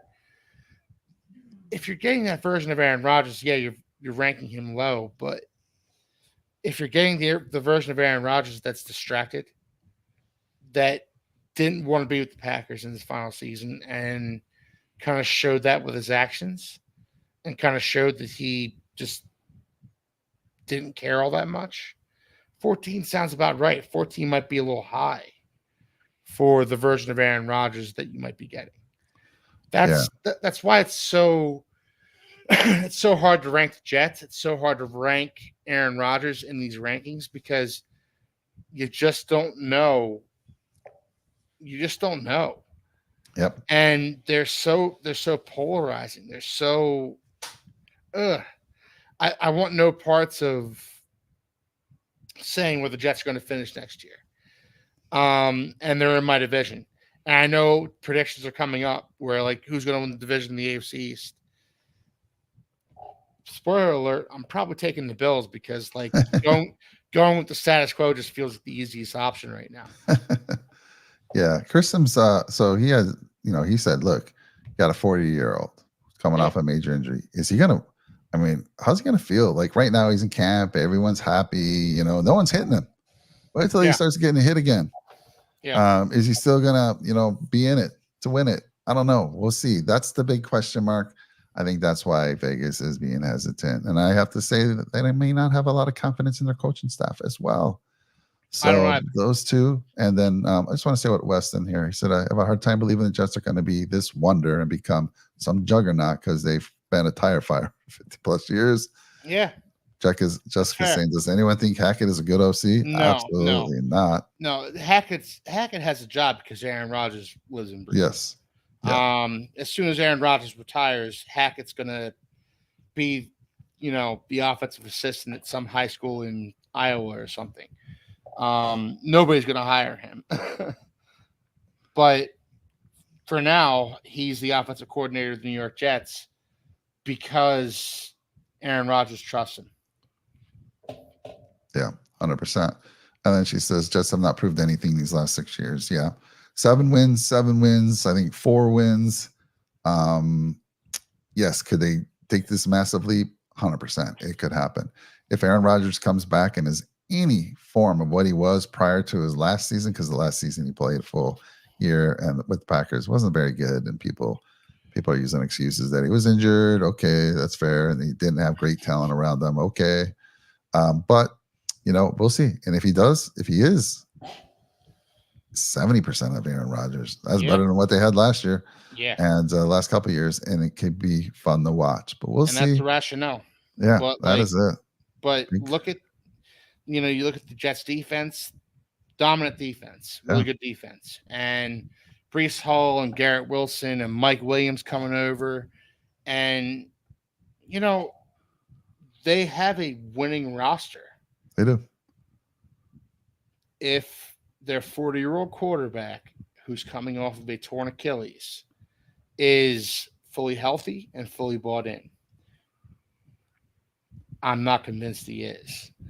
Yeah. And, you know, their coaching staff be damned. This is a talent-driven league. If Aaron Rodgers is, like you said, Mike, 70% of what he was, the Jets are a monster this year. If Aaron Rodgers is not fully healthy, if Aaron Rodgers is distracted, then we're looking at one of the all-time tire fire seasons in NFL history. In all honesty, like I remember the Eagles back in I want to say 2011, and Vince Young came in. He was Michael Vick's backup, and he said, "This is a dream team. Look at this team. You know, we've got this guy and that guy. We got Sean McCoy and Sean Jackson, and it turned into a tire fire kind of season. This could easily go sideways for the Jets. It's such a volatile situation right there. If they can dial it in, it's going to be a special season for them. If they can't, Jets fans are gonna. Well, guess what, Keith? We'll know week 1, Monday Night Football. Yeah. Buffalo, New York Jets. This one's going to be fantastic. And aren't the Jets playing the 49ers week 1? Is it week 1? What is it? Let me check here. I saw that they're playing Monday Night Football. 49ers week 1. I'm not sure. Let me check. You might be right. Let me check. Bill's schedule. Let's get that right. Pretty sure, like last year, we opened up on Monday night. So let me see here. Preseason. Yeah, preseason.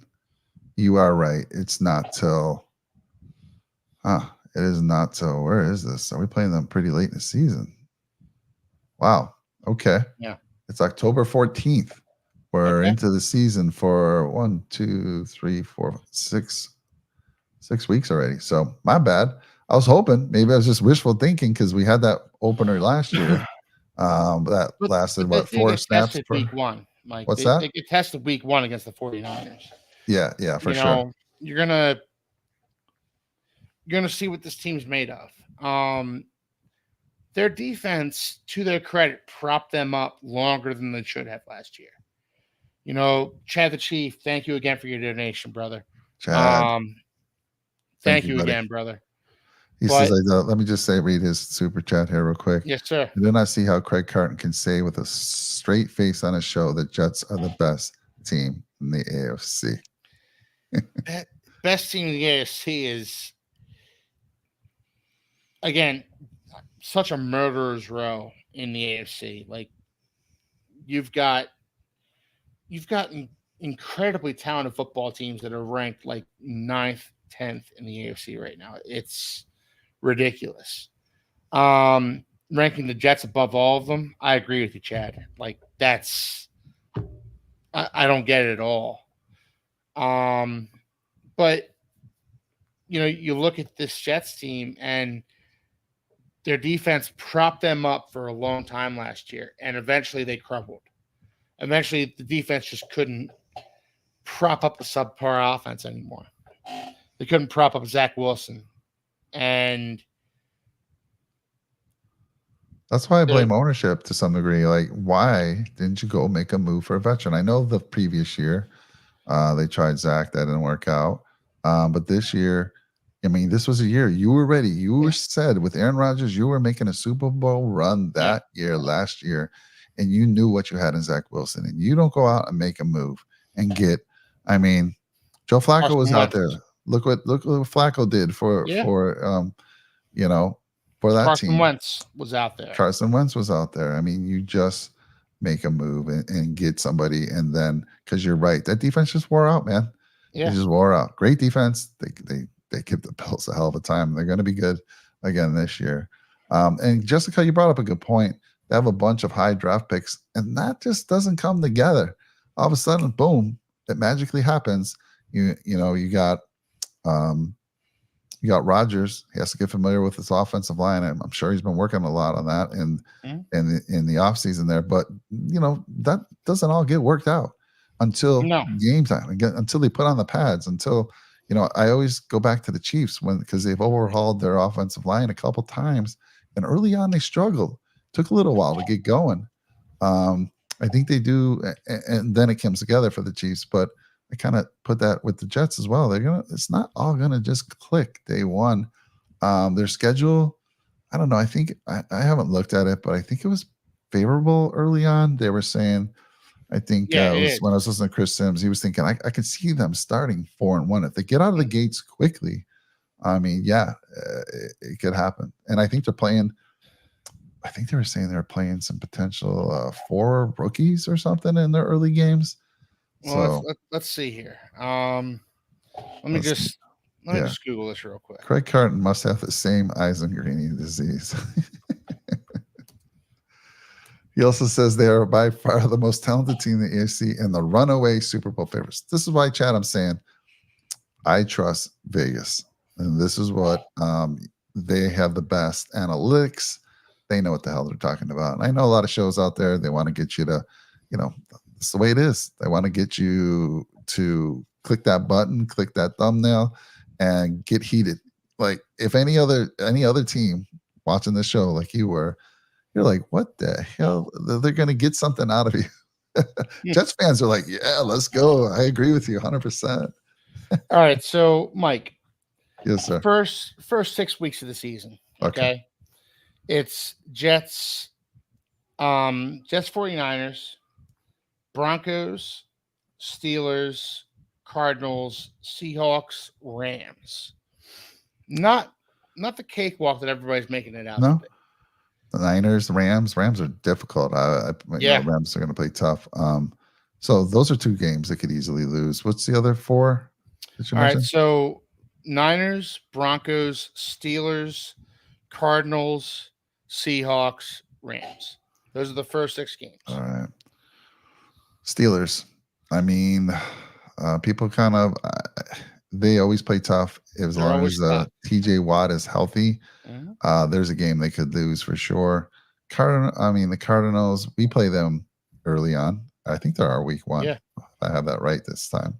We play them earlier on too, the Dolphins. Let me double check here. They are week 1 for us. Yes. Yeah. So that team's going to be. Oh, I'm sorry, Mike. Yeah. It's not going down. It's going across. So it's 49ers. It's actually 49ers, Titans, Patriots, Broncos, Vikings, Bills. Ooh, that's a lot different than what you gave me. That's a lot different. That's an easier schedule. I was reading down, not across. So it's Titans, Patriots, Broncos, Vikings, Bills. 49ers being week 1. Yeah. Okay. Still, I see, in spite of all that, I see at least 2 potential losses there. But again, this is all assuming that everything's full go with the Jets. Yeah, everything clicks. And how many times in NFL history, and this is somewhat rhetorical, Mike, like how many times in NFL history can you remember like a team just like everything, all the odds are stacked against them and everything just kind of just magically comes together for them? A flower just buds. The Rams a couple of years ago with, bringing in Matthew Stafford and everything just good. That's a question for you, Keith. Billy, are you upset the Dolphins get the Bills at night instead of a 1 p.m. game? I'm upset the Dolphins have to play the Bills at all. I'm upset the Dolphins have to play the Bills twice a year. No, in all honesty, Jessica, if the Dolphins are going to take themselves seriously, if the Dolphins are going to take, if the Dolphins are expected to be taken seriously by the rest of the league, they have to beat the Bills at whatever time in whatever arena they play them in. So when the Dolphins beat the Bills a couple of years ago in Miami, in the 90-degree temperatures where the Bills were sitting in the sun all day and the Dolphins were sitting in the shade, that felt like an empty victory to me. It felt like not an empty victory, but it felt like a tainted victory. I want to see the Dolphins, and this is why I wanted so badly from the Dolphins last year when the Bills came down to Miami in December or January, whenever it was. Like, that's the game I want the Dolphins to win against the Bills. If they don't win it, then they aren't worthy. Period. Yeah. Yeah, that winner Um, takes all was big. Winner yeah. takes all. And I came on the show after the game, Mike, and I was devastated because there were opportunities for the Dolphins to win that Oh game, and they yeah. didn't do it. Oh yeah. And they didn't do it. I want fine. You want to call it a cheap victory, whatever, you know. But the bottom line is, Jessica, like the bottom line is that victory is tainted. That victory is tainted in a lot of people's eyes. I want the Dolphins to,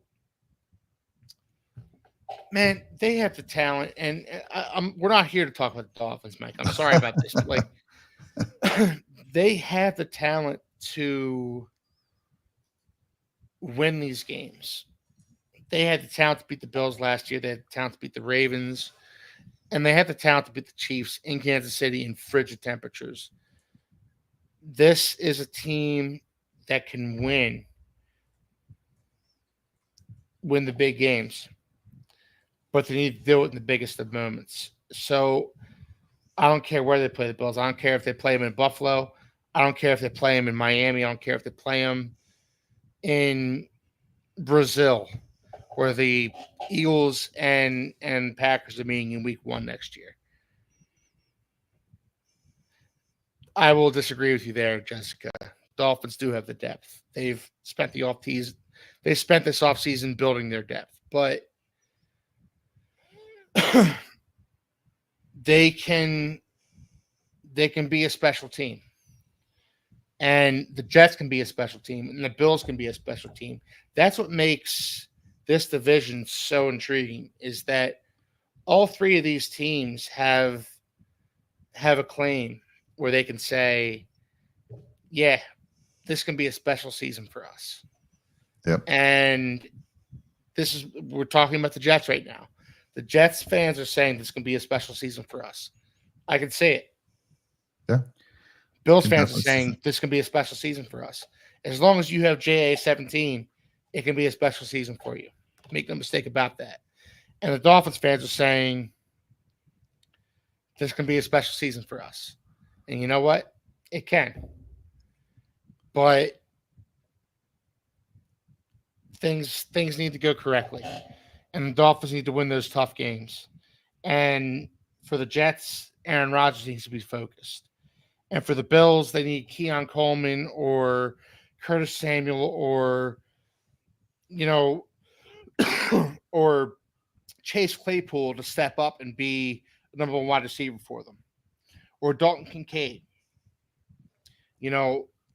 All these teams, it can be a special season for them if this happens. Yep.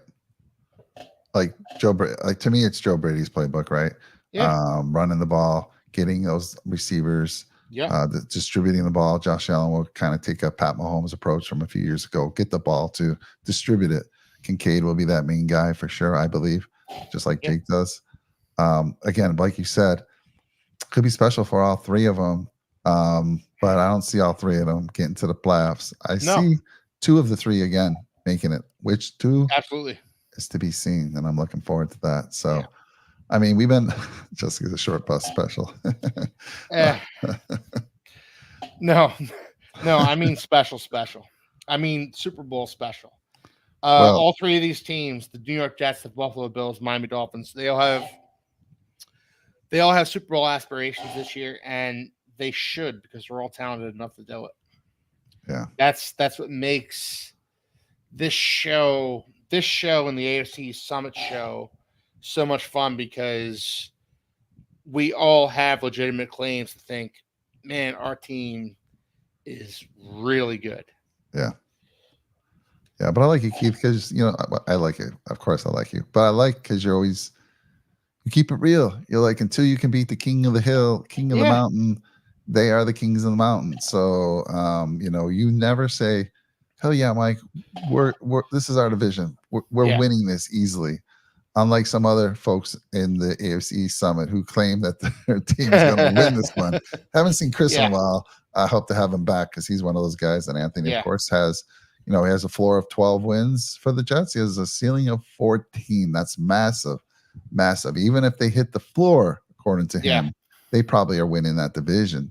So, and if they get 12 wins, it could be a top 2 seed for sure. Because this AFC, man, it's tough. I mean, every team is getting better.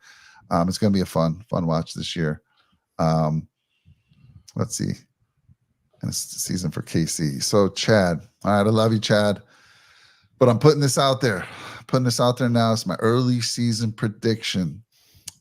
The script will be flipped. Remember that. This is going to be a thing. The script will be flipped. We will lose the game to KC. Maybe not. In the regular season, we will play them in the playoffs. And we will be the ones, finally, to keep them from getting that three-peat. And the Bills will go on. What happens after that? I don't know. That's a big victory in my mind anyway. But it's going to happen, Chad, Weston. I don't want to break your hearts, but this is happening. I'm calling it now. Okay. All right. No, Flip the script. The AFC is such a. Oh, we were talking about Lamar Jackson earlier, and we were talking about Joe Burrow, and we were talking about Josh Allen and Patrick Mahomes. The top 4 quarterbacks that we were talking about are in the AFC. And then you add in the Miami Dolphins and the New York Jets. Like Aaron Rodgers could be a top 5 quarterback, and then you add in all the other teams from the other divisions, and it's just AFC is just a murderer's row, a gauntlet of teams. Yeah, it's amazing the Chiefs have made it out there the last 2 years. I'm not going to sit here and say that they will do it. They can. But so can the Dolphins, so can the Bills, so can the Jets, so can the Bengals, or the, whoever. Let me ask Dorothy real quick. Dorothy, dudes, what kind of question is that? Good to see you, Dorothy. I haven't seen you before. Are you talking about the question where does Josh Allen deserve the number 2 spot in quarterback rankings? If that's the case, it was a question. I mean, I don't know if you saw it. The reason why for Bills fans, it should be a simple yes. Give some reasons why I had to kind of give more than just a simple yes. I had to come with some facts and get some other opinions. I tell the story. So if you catch the rewatch, you'll understand why the question was put out there. But yes, he says yes. So it's a funny story. I talk about it. I have a son. Real quick, I'll just tell you, I have a son who started following the Ravens and back when Lamar was on the cover. And his argument to me is always he's 11-year-old, but he's sharp. He watches all the stuff with me, but then he gets into it and does his own research. And he's like, Dad, how can you put Josh Allen over Lamar? I keep saying all the reasons. And he's like, how many MVPs does Josh have? None. How many MVPs does Lamar have? 2. Drops the mic on me, runs out of the room, and says, I win this battle. So I had to give him something more, Dorothy. That's why the question. That's why the question. That was the question. And Josh Allen, obviously, if you were to see that, he is the number 2. Everyone agreed. There was not one person who disagreed with that. And I even said the show that I had listened earlier in the week, guys like Nick Wright, who typically is so negative against the Bills and Josh Allen. He even said Josh Allen's number 2. So that's where it is. That's where it came from, Dorothy. I had a little fun with it. Do not sleep on the Chargers. Yeah, you got Herbert. Gosh, there's been so many seasons I've been big on this team. And they just, for whatever reasons, now they've lost. Mike Williams and Keenan Allen has moved on. So it's a new day there in LA.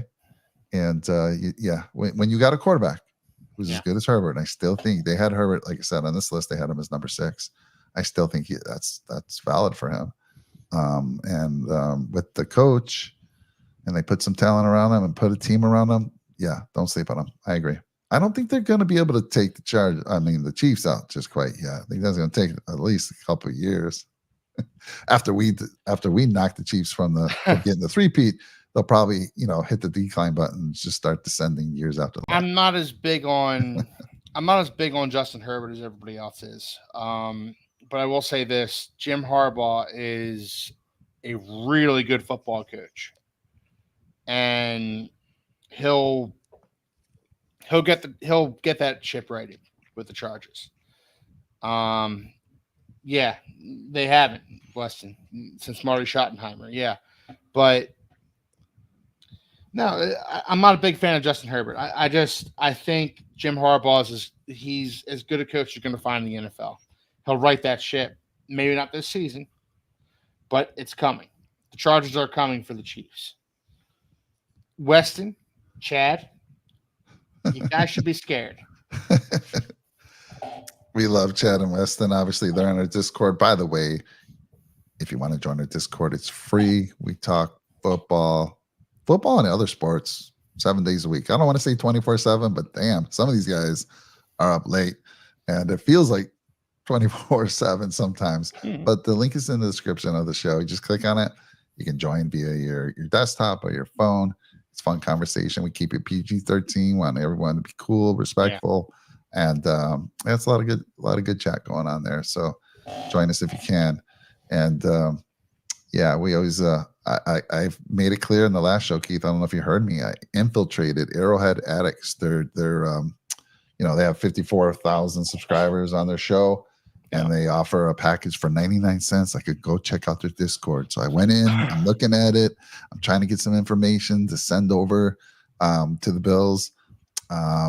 But they keep you from writing anything. So you can view it. Can't put anything responses. And I'm like, I want to say something here.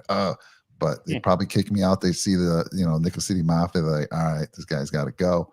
But yeah, I've infiltrated them. I'll be watching, keep an eye on them, trying to get some inside information for as long as I can.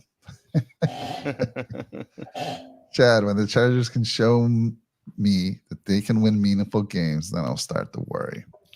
Well, when any team in the AFC, other than the Chiefs, shows that they can win many meaningful games, then you should start to worry.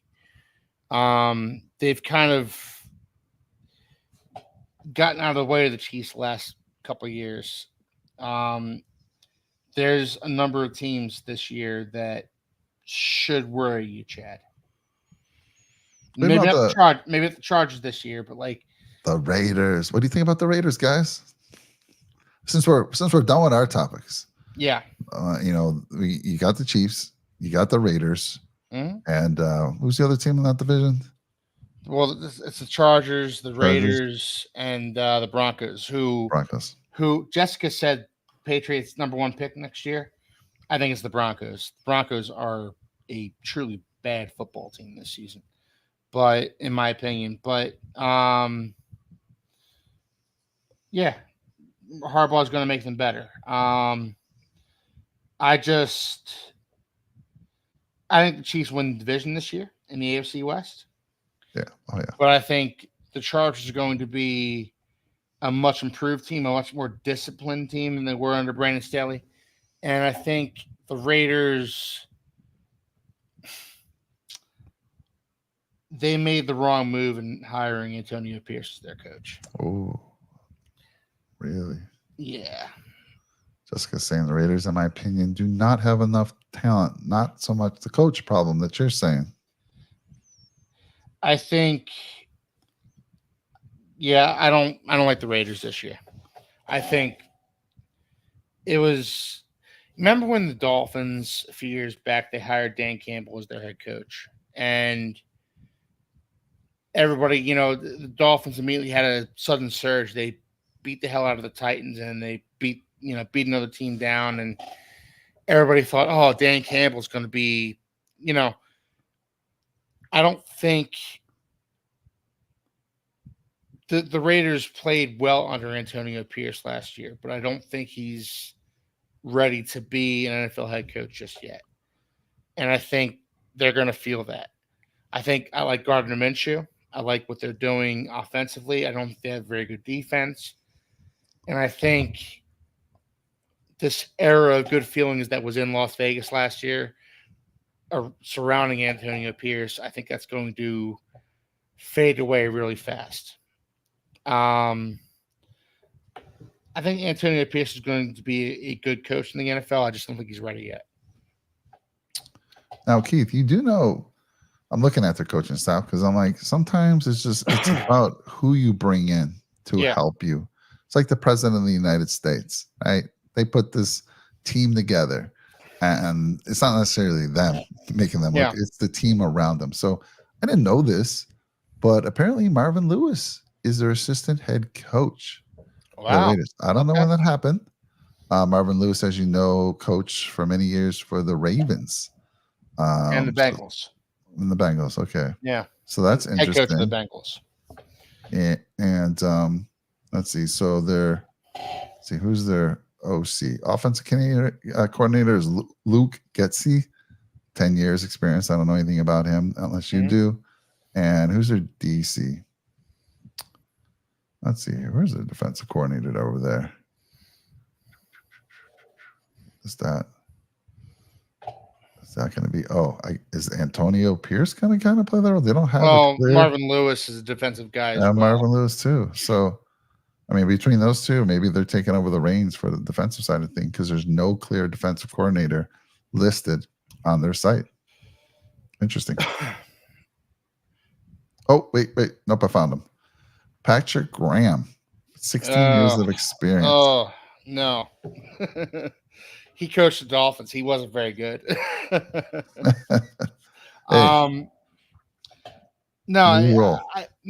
look at the Raiders and I look at them as a team that's kind of in transition.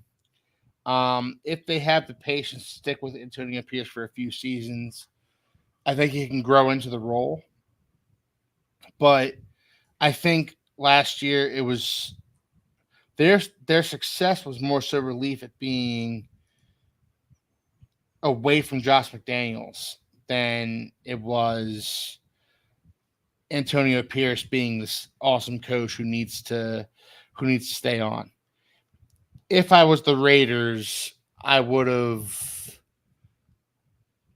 sorry to say it to Antonio Pierce, but I would have fired Antonio Pierce and thrown all my resources at going after Jim Harbaugh. That's what I would have done. I don't think he's ready yet to be the full-time head coach with all the trials and tribulations that come along with a full NFL season. Yeah, I'm looking at the Chiefs' schedule.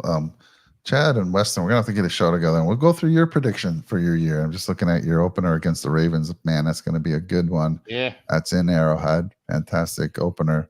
Thursday Night Football. Can't wait. Then they play the Bengals. Also, and back-to-back openers in Arrowhead. Play the Bengals. We'll see. Joe Burrow back. A lot of people having them highly rated as well. Then they play the Falcons. Then they play the Chargers. So and they play New Orleans Saints. Have a bye week in week 6, early bye week. Never a good thing, guys. Same with the Dolphins. But Dolphins the same bye week. Yeah, but they come out of that and then they play the Niners. Woo!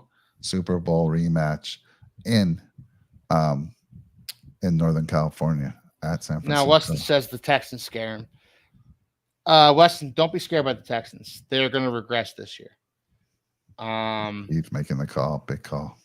The Texans aren't as good of a football team as everybody thinks they are. I think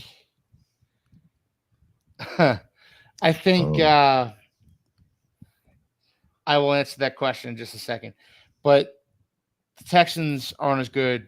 They're going to regress this year. CJ Stroud is going to regress this year. The Jaguars, in my opinion, are going to win that division. I think they're the best team in that division still. Keith, I got to ask you, though, how does he regress when you just added Steph Diggs? He has 3 incredible weapons. I feel like you and I could have a great season with those 3 weapons to throw to. Well, I hear you, Mike. They're sophomores, but Oh man, You're into the sophomore jinx. I got you.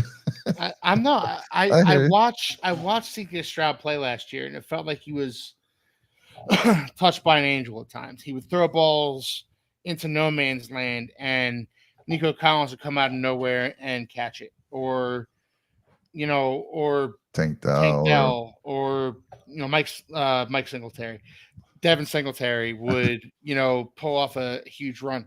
I don't I don't love the Texans this year. I think Jacksonville is a better team. The Texans don't make the playoffs last year unless Jacksonville completely collapses. Um, I just don't. I think C.J. Stroud can be a good quarterback in the NFL. I just don't. I see regression. He doesn't. The NFL isn't as easy as C.J. Stroud made it look last year. Um, especially towards the end of the season. Especially, it's not as easy, yeah. and he's going to regress. I can, Keith, something to be said about having a year of film on a guy, Yeah, on a team.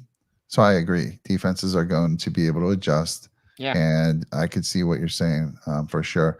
I'm just like, man, it's going to be difficult when you added Steph Diggs. yeah. I will answer your question here in a little bit, Jessica, but she's saying Indy, in my opinion, will win the South. And yeah, Chad, That's a fair exactly what I just opinion, but said. that's another one where you got another second year quarterback in Anthony Richardson who proved less, and we saw less from him than CJ Stroud last year. I just think this is the Jaguars division. You can't sleep on this team. Trevor Lawrence is too good to sleep on. Dude, you ask the Buffalo Bills, they'll say, damn sure it's the Jaguars. We can't beat that team. Yeah. I mean, How about it? Yeah. they have a Josh Allen on their team that just gives us fits. So that's the way you beat Josh Allen. You get another all pro Josh Allen on your team Yeah. and you have a chance. But yeah, if you ask the Buffalo Bills and who's the better team, they're like Jacksonville all day. So I agree with you 100% there. All right, let's answer Jessica's question here. Philly, do you want Tua to play out the season or sign a big contract now?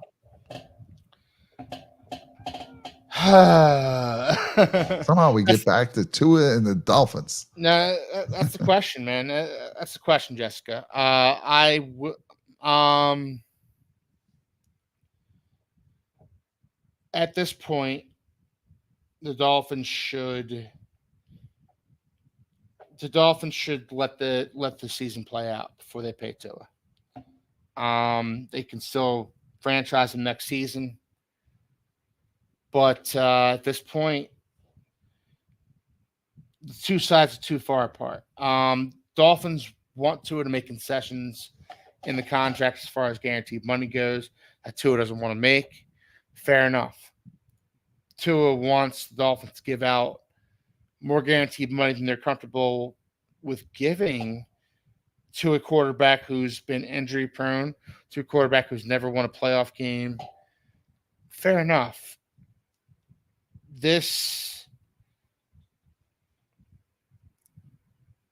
The Dolphins shouldn't pay Tua at this point. They need to see more. I need to see more as a Dolphins fan from Tua. And I hate to say that because I'm a huge Tua fan.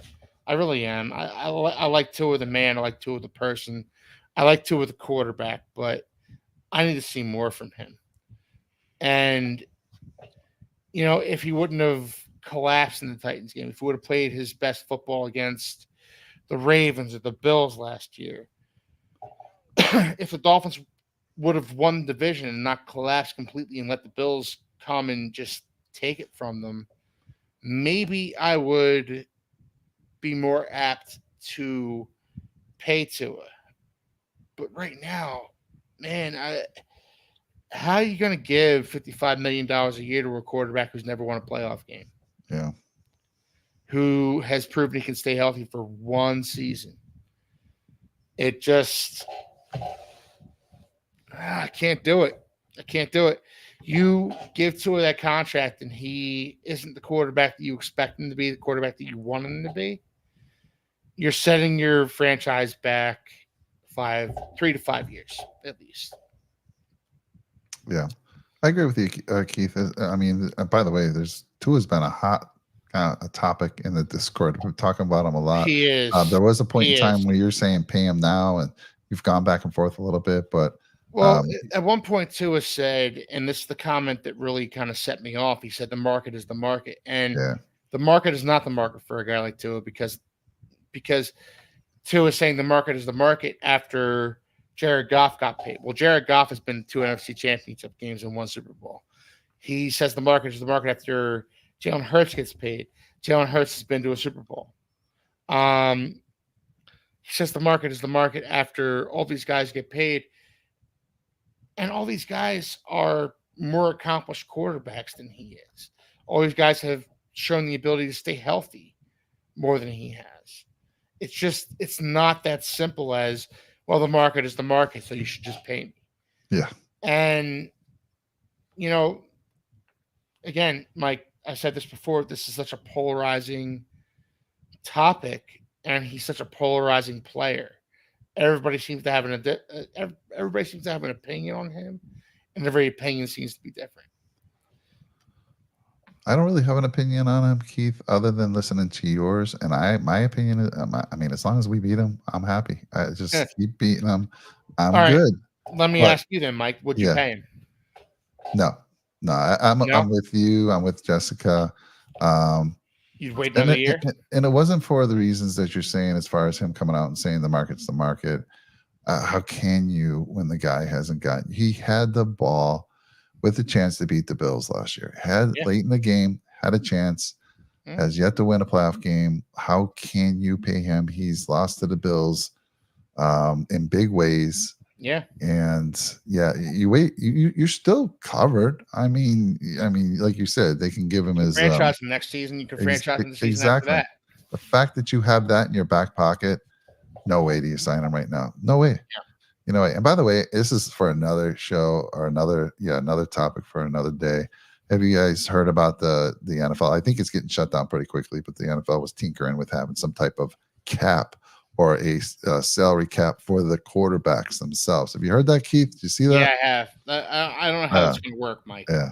I don't know, but something I feel has got to be done. These quarterbacks, the money they're getting, and guys that aren't even deserving of it are just getting ridiculous money. Like somebody said, I don't know how, was it Dak Prescott comment? Or was it? Chad saying, I do not know how Dallas pays Dak Prescott his salary for 2 playoff wins. Same thing. Yeah. John Sanders, I haven't seen you before. Welcome to the show. He says top 5 right now I want over the next 3 years are Mahomes, Allen, Burrow, Lamar, and Herbert in that order. Stroud and Love just missed the cut. What about no Matt Stafford love there, John? Well, over the next 5 years, Stafford's probably over the next 3 years. That's true. Over the next 3 years, Stafford's probably looking at retirement in 3 or so years. Oh no, we got to. This is big right here. My son using his older son's phone. Hey Dad, this is Jonah typing on Caleb's phone. Love you, and you are great at podcasting. Lamar better. Oh, buddy, I'm glad you got on the show. He's not allowed on his phone because he's only, he's 11, so you can't put in comments if you're a kid. But his older brother, I love that. I'm glad you're able to get on here, Caleb. Nice. No, my son's name's Jonah. He's using his brother's Jonah. phone. Okay, Caleb. all right. That's his one. Dad, this is such a good show. Love you. This is why this kid is fantastic. He even though he's putting out the Ravens love right now, he supports the Bills and he supports his dad when they play. Nice. Josh Allen is bad. All right. Well, let's not be ridiculous now. Yeah, I might have to like mute my son. Right, that would be pretty bad.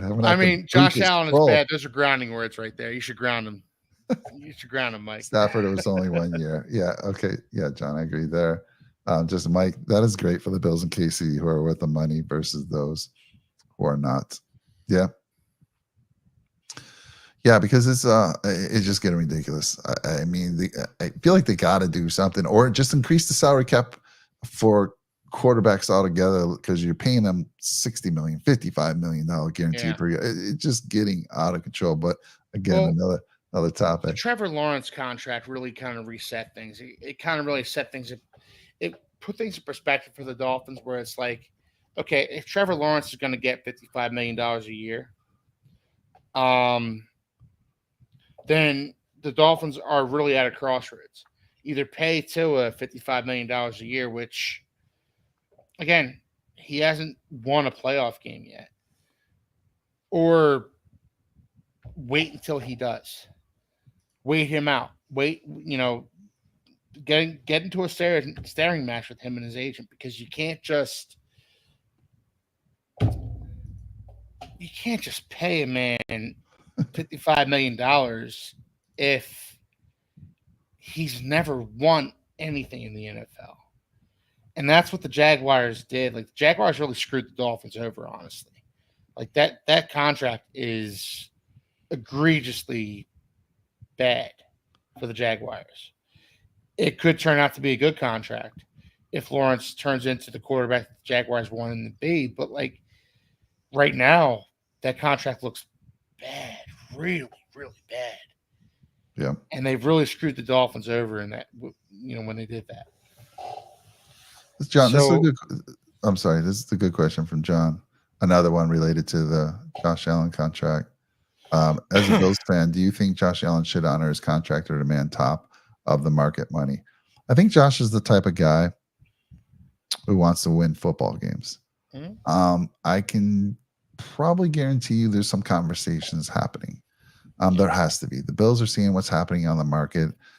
Josh Allen and Mahomes, to some degree, are underpaid. These other guys are getting more money than them, and they don't deserve it.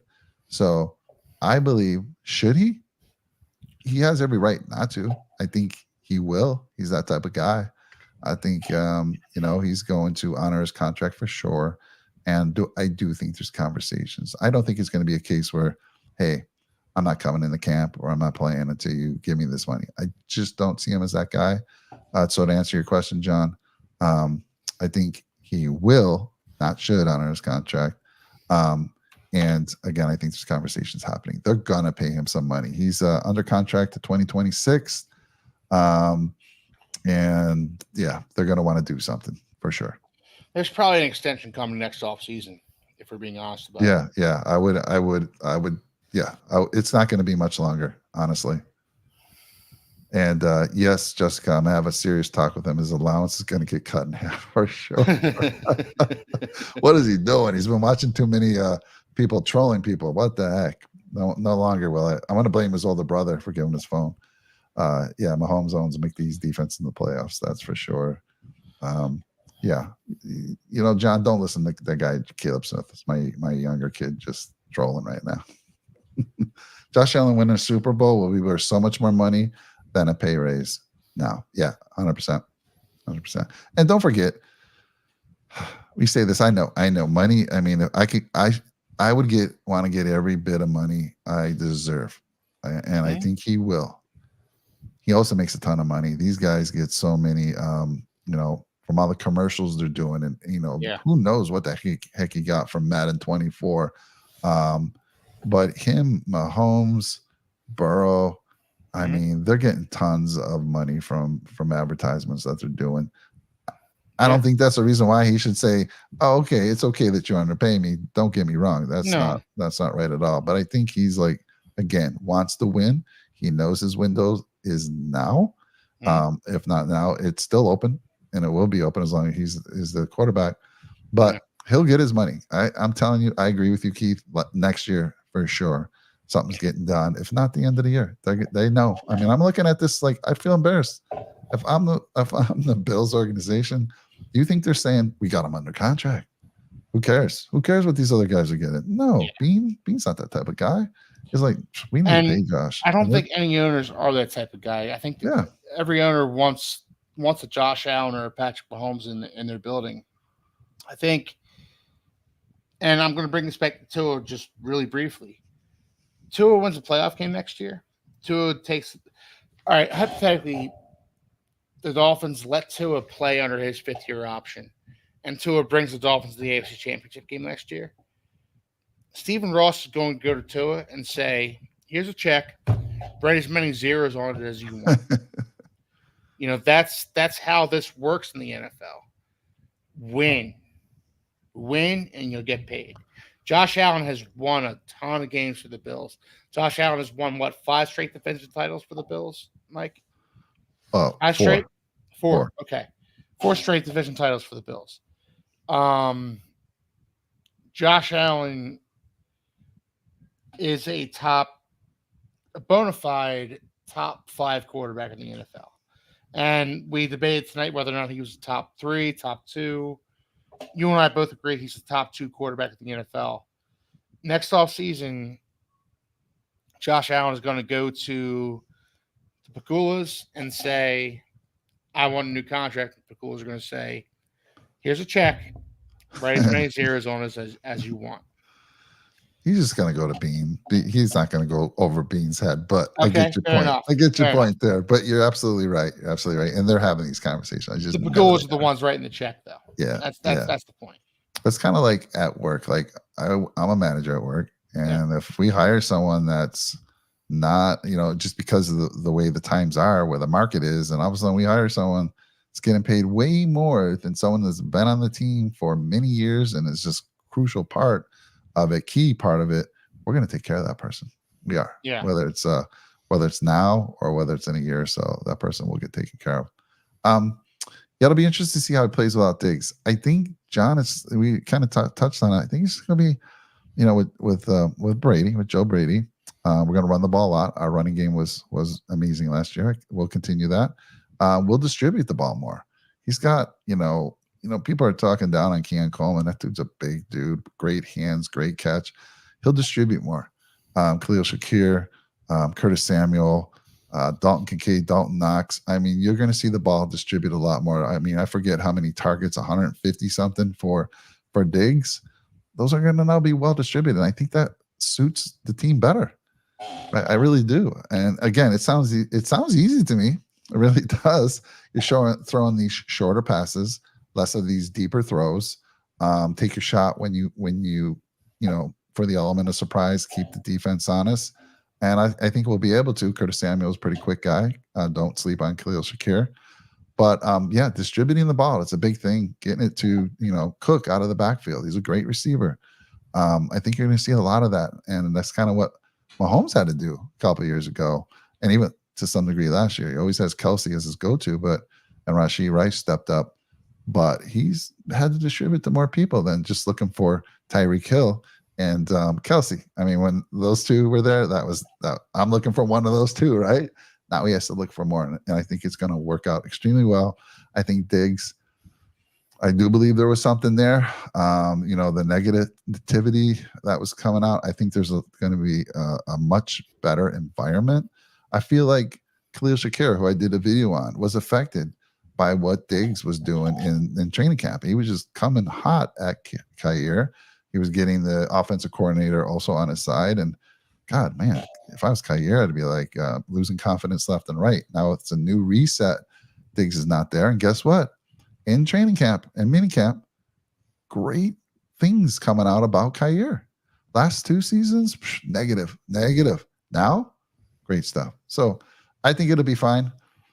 I really do. But we'll see. Again, I'm a Bills fan. I'm going to see these things, but I try to be a little unbiased as well. So, and Brady, and great remark here, comment, Jessica. Brady was underpaid his entire career, and now is worth so much more because of it. Exactly. And Brady knew that he wanted to win. That dude wanted to win. And that's exactly what he did. And then, Mike, did you see the link I sent about the salary cap? Where'd you send it, Jessica? Because I didn't see it. So where'd you see it? Where'd you send it? Let me know. All right. So let's see. What do we got here? Boy, we got a late one going tonight. I mean, with the rush hour, I thought our 3 segments would keep it to an hour. Actually, that didn't. It went an hour and a half, but we love it. We love keeping the conversations going. It's so much fun. And we appreciate everyone that likes to stay out there. Some of you folks it's a little late out there, Keith. Yeah. Getting late for you out there, my friend. It's like 12:30. 12:30, yeah. And I know the wife starts to look at you funny after you've done the show for a while. She gave me the stink eye. She gave me the stink eye a little bit. Yeah. Yeah. Just because that link never came through. So Maybe put the link in now, and I'll take a quick look. But I couldn't find the link for the life of me. Sorry, Well, my bad. I don't know what Jessica's driving at when it comes to the salary cap, but I do think it's one of those things where, you know, when Mahomes signed the contract, it looked like an egregious number, and then the salary cap increased, Oh, when and Josh Allen then signed. and when Josh Allen signed, it looked like an insane number, and then the salary cap increased, and I think the salary cap is projected to increase again and again and again. So the $55 million that Tua could sign for this offseason won't look as bad 2 or 3 years from now. But the problem is the Dolphins are paying quarterback. We don't see it, Jessica. We'll see the link, but Did problem you is put the in Dolphins are going to be paying quarterback $55 million 2 or 3 years from now, where they could have gotten a cheaper contract, whether it be a rookie or a veteran, or paying a guy like Dak Prescott $55 million, who I'd probably rather pay at this point. Yeah. But Look at Deshaun Watson. Now that was crazy for yeah, other reasons, right? Fully guaranteed, yep, and all that was going on with him. And that money's been a waste so far. He hasn't stayed healthy. They're not getting their money's worth. But even that now is starting to look, minute compared to what these other contracts are coming in at. yeah. I mean, that's why they proposed a quarterback salary cap. I don't know how that would work, but these They were saying guys. like 15. Well, they were saying like it would be a percentage. It could only be Okay. 15% of your total cap, something like that. Some number, Okay. right? That's fair, I suppose. I just, and that'll help out teams. Well, if that was the cap for the Dolphins right now, Tua would have already been paid. They would have already given Tua. If say the Dolphins could only spend 50% of their cap on a quarterback, then they would have given Tua his contract already. This honestly, like, it goes to. It doesn't help quarterbacks in any way. It helps the rest of the team. Helps create more parity, if you will. I think I got shut down pretty quickly, though. I know it came up, and but it got pretty much shut down. Last thing I'm going to say, we're going to end it on this. Yeah. If you haven't heard, the NFL lost a lawsuit related to the NFL package that was on DirecTV up until last season. If you or anyone else who had DirecTV and had the NFL package, I don't have the information. I'm going to put it into the link. My dad was somebody who had the NFL package that entire time. They were ordered to pay a crazy amount of money, not only to individuals, but to like the businesses. I think they have to pay more money to the businesses. But what I'm hearing, it's not. It's still probably a couple of years away, honestly, unless the NFL just wants to get rid of it and say, all right, this is no $4.8 billion. We're willing to give that up. There could be some money in it for you. So make sure you get into the suit. You have nothing to lose if it ever comes down. If you were somebody that's been on that package for the whole time, I think it was 2015 forward, like my dad was, you could get $3,000 to $5,000 is what I'm hearing. How that will affect the moving forward, that scares me a little bit, but that's a topic for another day, Keith. But another interesting conversation going on in the Discord about that, because now I'm YouTube. If you listen, I like the way YouTube does it, because it's expensive. You get YouTube TV, which is very good. You pay $300 for the NFL package, but guess what? You get to share that with people outside your house, family members, and you get up a couple of them, right? It's not just one, I think it's one or two, and if they split it with you, all of a sudden that becomes nothing, honestly. But for those individuals who don't have somebody that can share it with them, it is a little hefty. But the whole reason they're coming at them is that they were saying, like I guess ESPN had come out. They had some evidence that ESPN was willing to have it for much cheaper, and the NFL wanted to keep the price high so that CBS and those other channels that have those market games, they don't want everyone watching everything on the NFL ticket. They want people watching their games, and so it came into like, all right, well, I forget what it's called. I don't know what type of suit it is, but anyhow, I'm just like, get into it. I have nothing to lose. It's a bunch of rich dudes twisting their mustaches and saying, I want more money. And, CBS, NBC, Fox, they all want to be the ones that are viewed. They all want the advertising dollars. Yep. It's, Yeah. And, look, if you had the NFL package the past however many seasons, you should look into this class action lawsuit because it could affect you and you could make some money off of it. Yep. But NFL Sunday Ticket, there's a reason why people are on the high seas pirating these games. No way. No, nobody does that. No, nobody does that anymore. They shut that down. Yeah, nobody does that. No, but I am afraid of what NFL will get there. Like, the NFL will make money. Honestly, if you lower that, you'll have more people, so you'll still get the money. So I'm just worried how they'll change things, because maybe they say, all right, YouTube can no longer share. Everybody has to have their own paid subscription. You can't share it with more than 3 people inside the house or whatever. So we'll see what long-term effect is. But no matter what, get into the class action lawsuit. You never know. You might hit the lottery and get a couple extra thousand that you didn't know you had. All right, Keith, we got to get going. It's been 2 hours and 21 minutes. I mean, this is pretty damn good. This is typical of the rush hour. I want to thank everyone out there in the channel. This is always so much fun with you guys. You make it happen. Keith, thank you for joining me, filling in for Jake. It was fun. Found some topics to cover. Honestly, I was up in the air whether people were going to stick around for most of the topics. They did, so I appreciate all of them. I appreciate you for helping me out, and maybe even have to call on you next week, because Jake's going to take a couple weeks out. Fair enough. You guys, I believe the AFC Summit is still going off at 7:30 Eastern Tuesday. Yep. And are you announcing yet what you're going to be talking about? I know you were kind of keeping it hush hush, you and Anthony. No, Anthony and I are going to finalize that, and we'll get back to you. And all right.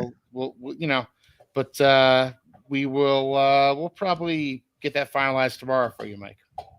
But awesome. Rest assured, we have a fun show planned on Tuesday. All right. Well, cool deal. All right, everyone. We're going to head out of here. Appreciate all of you again. Please like, comment.